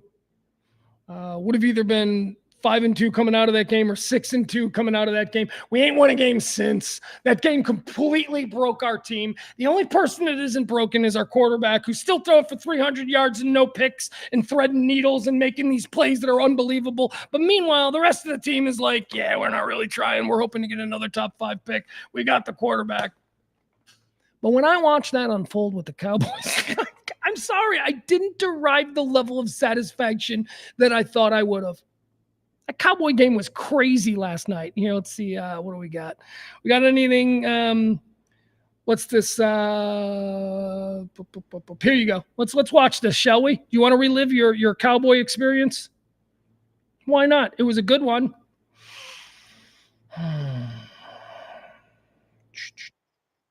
All right, here we go. All right, this was last night's Cowboy game. This is how it ended. I should have taken more joy from it, but for some reason, I don't know. I just couldn't. After watching what happened to my Bears lost. We beat the Vikings. We beat the Vikings! And we lost in overtime. I will say this about my Bears as we wait for this video to pull up with the Cowboys. I will say this about my Bears. We're not getting blown out. I mean, we're losing these games against good teams. Should have beat Green Bay last week. We lost in overtime yesterday. We lost on a Hail Mary the week before that. We're fine. You know what's fine? Playoffs are out of the question. Again, I'm speaking of the Bears fan. Playoffs are out of the question. The other teams in our division are 2 and 3 years ahead of us in the rebuild. All right? Look, we're fine. We're going to be fine. It's not this year. We fooled ourselves into thinking that maybe we could sneak in if... No, shut up. No, we're not. My hope, if you look at the Chicago Bears schedule, which is without question the hardest schedule remaining in the NFL, when you look at our schedule, my hope is that we lose every game. I want a top 5 pick again. Oh, I want another top 5. Here you go. This is last night's Cowboys game. Tackle them in bounds. They're made to play in these styles. Now they can just unleash it the quarterback. Half a minute, no timeouts. Daniels throws down the sideline for Terry McLaurin. McLaurin is loose. Lightning strikes twice in Washington.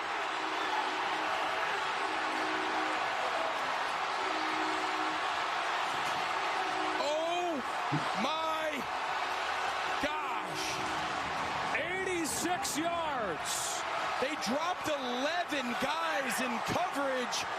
If they just tackle him in bounds, the game is over. I don't even know what to say. I'm absolutely speechless. And before anyone on Washington gets too fired up, remember, we've seen a missed PAT already. Yeah, you hold your breath with anything special teams related on this day. This is unbelievable. Seibert's got to have butterflies here for the tie. Low snap. It is no good. And the worst special teams in history has a fitting finish.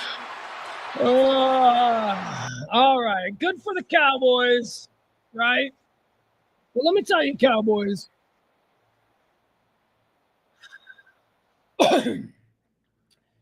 What happened to my back screen? My back screen is now like, all right. Look, Cowboys, I'm glad you enjoyed it, but that ain't going to help come draft time. And you need a lot of things and whatever. I just didn't find it as satisfying as I had a rough day. I had a rough day of football. I had that. And then, I don't know, it wasn't a national game, so I don't know if you saw what happened in the Bears game, but, you know, Caleb Williams battles the team back, forces overtime. We're down. We need the ball again. We need the ball again. We're down, 3? Yeah, we're down 3 now. We score a touchdown. Caleb comes down with 1:30 on the clock, leads them down, touchdown. We score. Now we're down 3. No, he converted the 2-point conversion, right? He needed that too. Boom, 2 points. Now 8, so we're good. Now there's like 20 seconds left on the clock. This is the Bears game, Bears-Vikings. So there's like 20 seconds left on the clock. We need we're gonna onside kick it. And they're like, the new kicking rules, there hasn't been one successful onside kick all season. And I'm like, fuck. So then the Bears, they onside kick it, and the Bears recover it. The first onside kick that was successful all year, we recover it. We're at midfield. Caleb needs to make one throw, makes an amazing perfect throw, exactly what you want, under pressure. Field goal team comes out. They kick it. Tied up. Minnesota Vikings, one of the best teams in the league. Look at us going to overtime against them. And then the defense collapses in overtime. And, I just can't. I can't anymore, but that's okay because all I care about with my football team is that my quarterback isn't throwing picks. He's getting better and better every week, and he's leading this team. And that's all I care about. Okay. Big changes again. We're going to have a whole new coaching staff. Let me tell you who my Chicago Bears are going to get. Now, I know you Cowboys are also out there, but it's already being whispered. This guy doesn't want to be a Cowboy. You don't want to deal with Jerry. This guy wants to come in and be Caleb's guy. I predict 25th of November, 3:25, that upon the firing of Matt Eberflus and current staff there with the Chicago Bears, the next coach of the Chicago Bears will be John Gruden. John Gruden is coming to Chicago. John Gruden with a chip on his shoulder. John Gruden, who feels like John Gruden, one of the best coaches, best motivators of talented men. I don't know what he is statistic or strategically and all of that stuff. Comes from a football family. His brother's pretty good. Gruden has always been a leader of men. And let me tell you, this extraordinarily talented Chicago Bears team filled with top draft picks needs a Ditka, okay? We are a city that loves a Ditka. John Gruden will be the next head coach of the Chicago Bears. You Cowboys, please enjoy Belichick, okay? Enjoy a guy who's going to coach from 1996. You know, I don't want to do any of that New England stuff. That's all been done. I'm going back to my old Cleveland Browns playbook for the Cowboys. Yeah, that's what you're going to get. You're going to get Cleveland Browns Belichick because the dude's like, the game is passed him by, is my point. Not Gruden. Gruden's a young man with a chip on his shoulder and a fire in his belly, and he doesn't like nonsense. And that's what we need in Chicago because Matt Eberflus just lets this team walk all over him. It's just not good. Let's see here.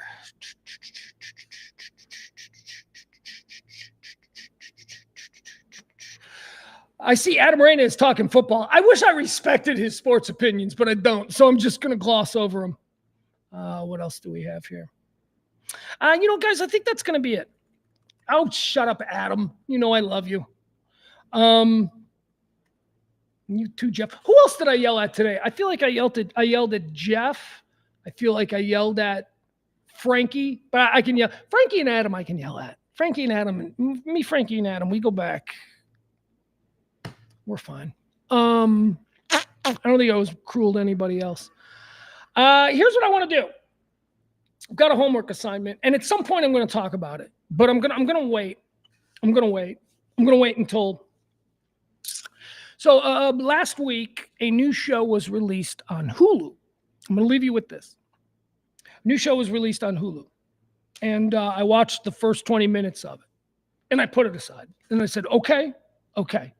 I'm going to watch 20 minutes of it. I'm going to watch this with my 15-year-old son. This is going to be something that we're going to watch together. It's a true historical telling of something that actually happened and how it went down. And I want him to see it. It's cool. He's going to like it. It's got punk rock music. It's got partying and humor and a lot of guns and bombs and violence. But ultimately, it's a real, true story about people, about his people. The story of the troubles in Northern Ireland. Now, I'm obsessed with the IRA, the provisional IRA. I'm obsessed with the first revolution in Ireland led by Michael Collins and Eamon de la Veria and all of these guys. And then I'm also obsessed with, after 50 years of being like, okay, we have this treaty, after 50 years, around 1968, 69, the Irish people, the Catholics in Northern Ireland were like, enough. And then it all started again.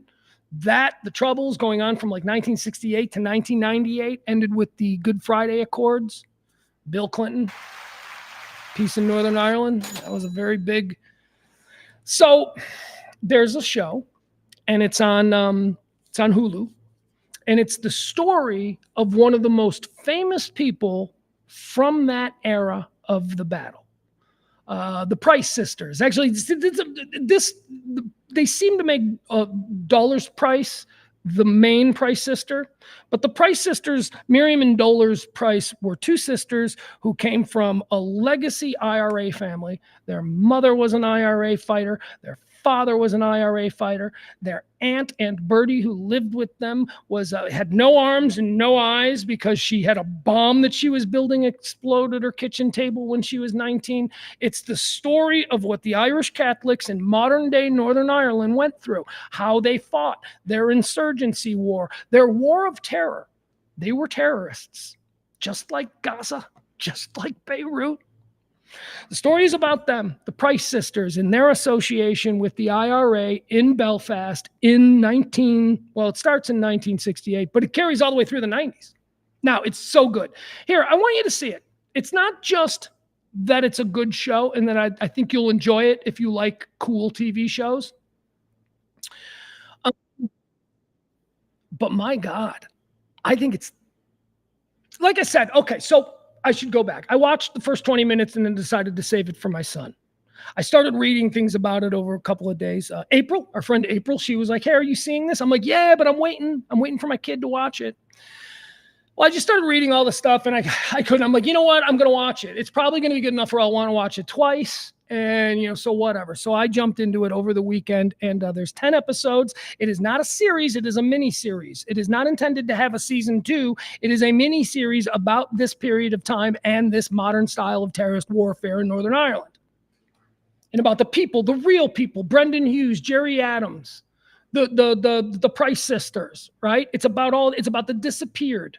The disappeared were Irish Catholics in Northern Ireland who just vanished off the face of the earth and nobody ever went looking for them. The British authorities didn't go looking for them. Nobody went looking for them.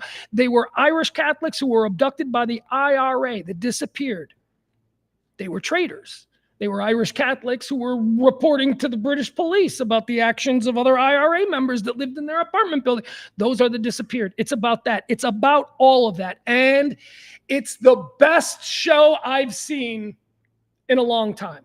Granted, I'm biased. This is my wheelhouse. This is a story and a subject matter that I am fascinated by. But I don't know. I wonder if you're not really at all, if you weren't raised by an old man half drunk explaining to you, reading to you out of the newspaper about what the latest stuff was, if you weren't raised that way, will this connect with you? I don't know. I think it does because it's just a good, cool show about people being badass, about freedom fighters, about people fighting for something more than there's a chick with a dick playing soccer. These are about people fighting for their lives, for their dignity, for their freedom. And many call them terrorists. Here, watch this. This is the trailer for Say Nothing. Hold on, let me make sure we get this right. It's on Hulu. I want y'all to watch it. And when it's over, I will be giving you a full review, but I don't want to do that now. We'll just watch the trailer together. And maybe this week, you can watch a couple of episodes. And who knows, maybe at the Thanksgiving table, you can have a conversation about what terrorism is. This is all anonymous, yeah? You can say anything. My mother and father were both proud members of the Irish Republican Army. Have I told you girls how to make explosives? It was quite a happy childhood. We were Catholic. It was a segregated society. Everything went to the Protestants. We thought joining the IRA was the noblest thing a person could do. When we leave for school, You're not going to school. I had that mean the whole time. Soldiers didn't even think to look. You might be missing your chance to win this war. We wanted to be doing what the boys were doing. What were the boys doing? Fundraising. We are liberating funds for the Irish Republican Army. Mother Superior.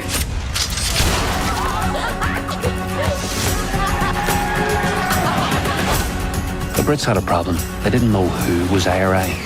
But one thing they could never get us to do was talk. My whole family has suffered. I would die for a united Ireland.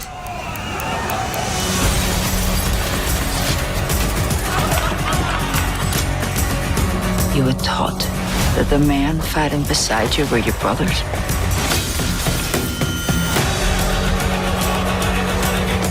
That you were fighting in the name of the people. And I think people should know there's a price to be paid. Our silence. All right. So there you have it. That's the trailer for Say Nothing. It's incredible. Look, the TV went out behind me. Oh, now I'm all, why is this here? Whoa, now I'm really. Look at how white and washed out I look. Bring it down. Bring it down. There we go. Like I said, it's all true.